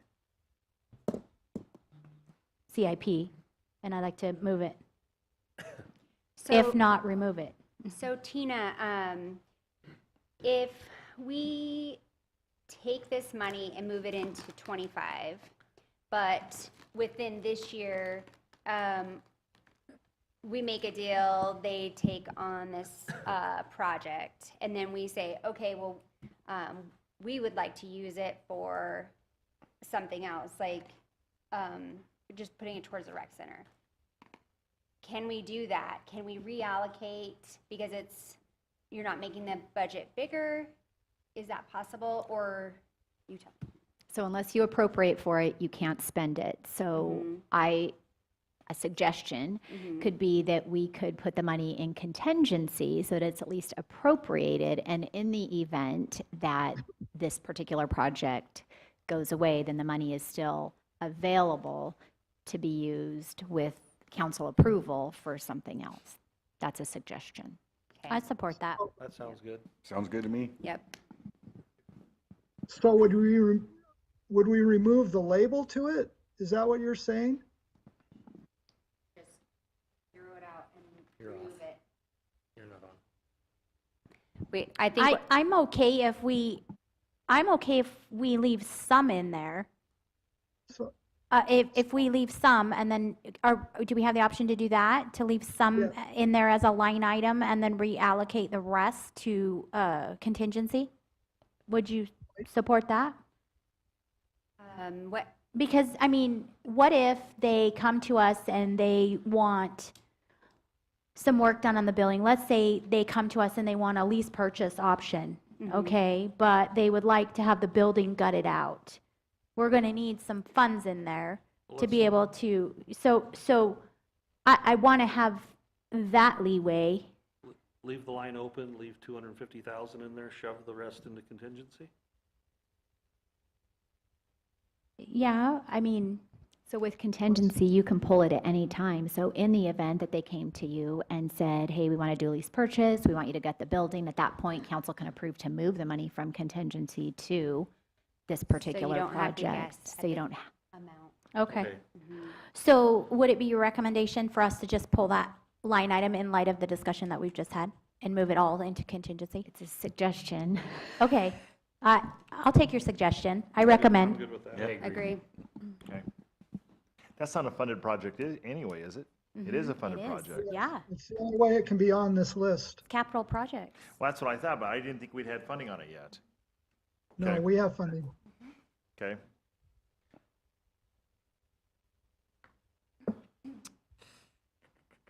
Okay, good. Where did I leave off? We're on page 197. We were at the electric vehicle experience, moved into Okay, contingency, we- so now Fleet Bay remodel. Well, if I could just get a little go back to the City Hall HVAC, this is one of many projects that's just been sitting for years on the CIP, that it looked like it was going to be funded in that year, and I'm wondering why we haven't just hired somebody to replace it like 4 years ago. That is a great question, and Jack should be there to help you better answer. Hot potato. Good afternoon again. So the equipment on this building, I don't know if you've looked at it. There's a doghouse actually above, like Mr. Foggin's office. We did actually try with a number of people to have them come in and replace that, but that was, call it built in place. And so what we ended up doing is we did a evaluation of alternative systems for the whole facility, and we tried to find what would be the most cost effective. We have a result of that, and we actually have a developer, or I'm sorry, a contractor developing a proposal for us right now. Along those lines, what Counselor Staley said, there's things that have been on the CIP for, I'm thinking, a few years at least. Is there any way to know how long these have sat on the list? From what you're looking at, no, there isn't. So we can ask you one by one and you can tell us? If you, I'm able to easily tell you how long they've been on the 5-year plan. Some of them I know have rolled over year. I'm not easily able to, tonight, meaning right this moment, to be able to tell you which year on some of them. So some of That's them I fine. may not know. I'm the looking year at on that the 3 to plan. 5 year Okay, gap. okay. Thank you. I got a question for Jack real quick, back to the air conditioning. Do you think it's going to come in under budget? Because Based of on the, what we've seen happening? yeah, based on the report we have, the budget, we should be at that budget. Okay. One of the alternative systems was way outside of that, and, you know, it had some benefits, but the con to that was the cost. So the budget that we have in the CIP will cover us. Thanks. Okay. All right. So the West TI billboard relocation, that is a result of the construction of the West Kingman TI, and that belongs to ADOT to basically move that. And so they will be paying the cost of that. The cart buses are just ongoing replacement item. And so those are year over year. Those are replacements. Those are happening. There has actually been we had a supply chain issue with buses, just like we did everything else, but this should keep us on track for a replacement. The powerhouse roof overlay, $273,000. Powerhouse has got some major roof issues, and the leaking is constantly being worked on by our building maintenance people. Our project management platform, I'll let Tina, you want to speak to that? That is our current permitting and licensing and I don't know what engineering user for project management system that we are upgrading. We have an old system right now, and we are implementing a new system so that our builders are able to submit their plans online, check the status of permits, make payments. Licensing, it will do the same thing. So we're in that implementation phase currently. So this is a software system to expedite the permit process, essentially. Yes, That's good. I should have used those terms. No worries. Yeah, I know Tina's team has been working on it. That's why I turned it over to her. So, because I know that she's working with the other departments on that installation or that upgrade. So excuse me. go ahead. Sorry. When do we expect this to be up and running? So I don't know. There's different aspects to the system. I know that I know Sean and his team are working with engineering to have their part of it as close to June 30th as possible, is what they're shooting for. And then whatever's left over will happen shortly after the new fiscal year. But this is a priority? 100%. Okay, because I watched the supervisors meeting and they are a little farther ahead than us. So I feel like they're going live with theirs and we want to be right there with them. So I just making sure that There's a priority to it and looking for a deadline when it goes live. Yeah, yep, we've set June 30th as that deadline. Hoping that the consultant firm can meet that. So far they have, so. Thank you. You bet. The next two Ron? are, yeah, yes. Sorry to go ahead. interrupt. No, you're fine. It's 5 o'clock, and I know the chief has something to go to at 5:30. I know there's other things that are happening that other people need to go to at 5:30. How do you want to proceed? I know I don't know how much more time, Tina, how much more time do you think we need to take on this? I mean, on the rest of what's left. I would say probably a couple of hours is what I think it will take. So, I don't next know. question, next week, next evening. I know Cameron said he cannot do it during the day. I could do, I am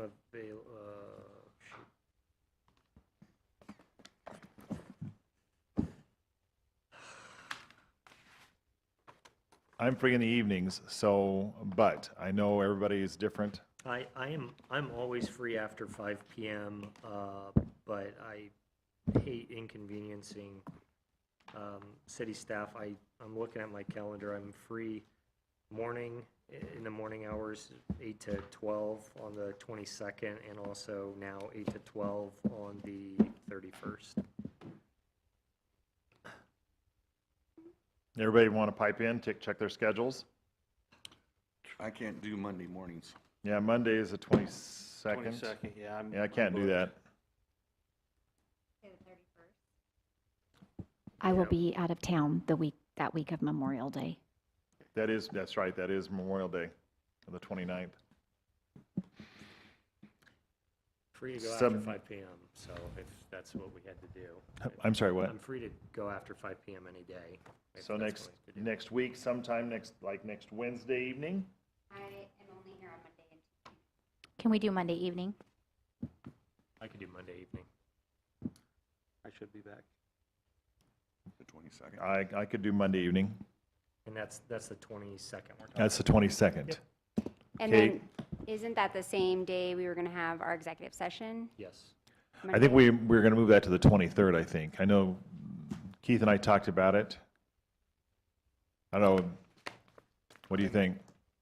I'm free to move. Move it to the- Tuesday instead of Monday, the executive session? Yeah.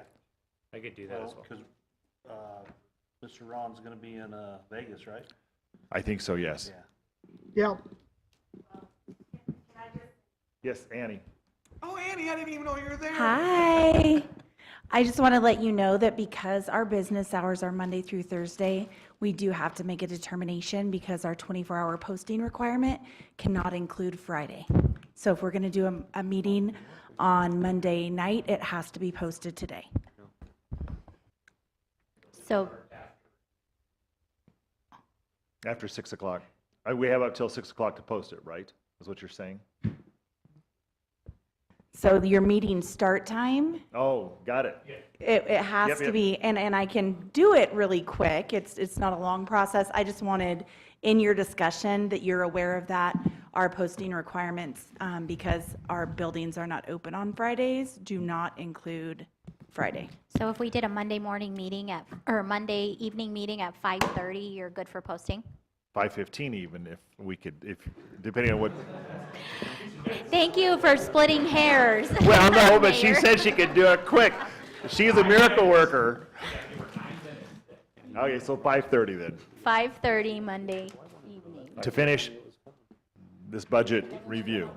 Is that all right? Yeah. Everybody? Mr. And Foggen, will you let's- be I'm- back? Let's try to keep it to less than 2 hours if totally possible. So review the material. I'm just going to make sure Mr. Foggen was going to be back from Mr. Vegas. Foggen?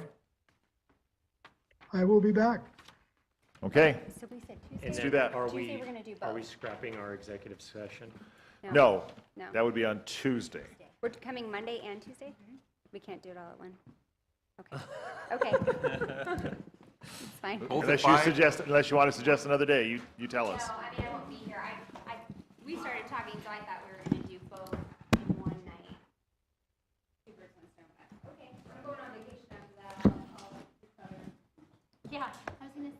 So Monday and Tuesday at 5. Yes. I'm sorry, what? Oh, let's adjourn this meeting, right? All agree? Okay, thank you. And have a good weekend.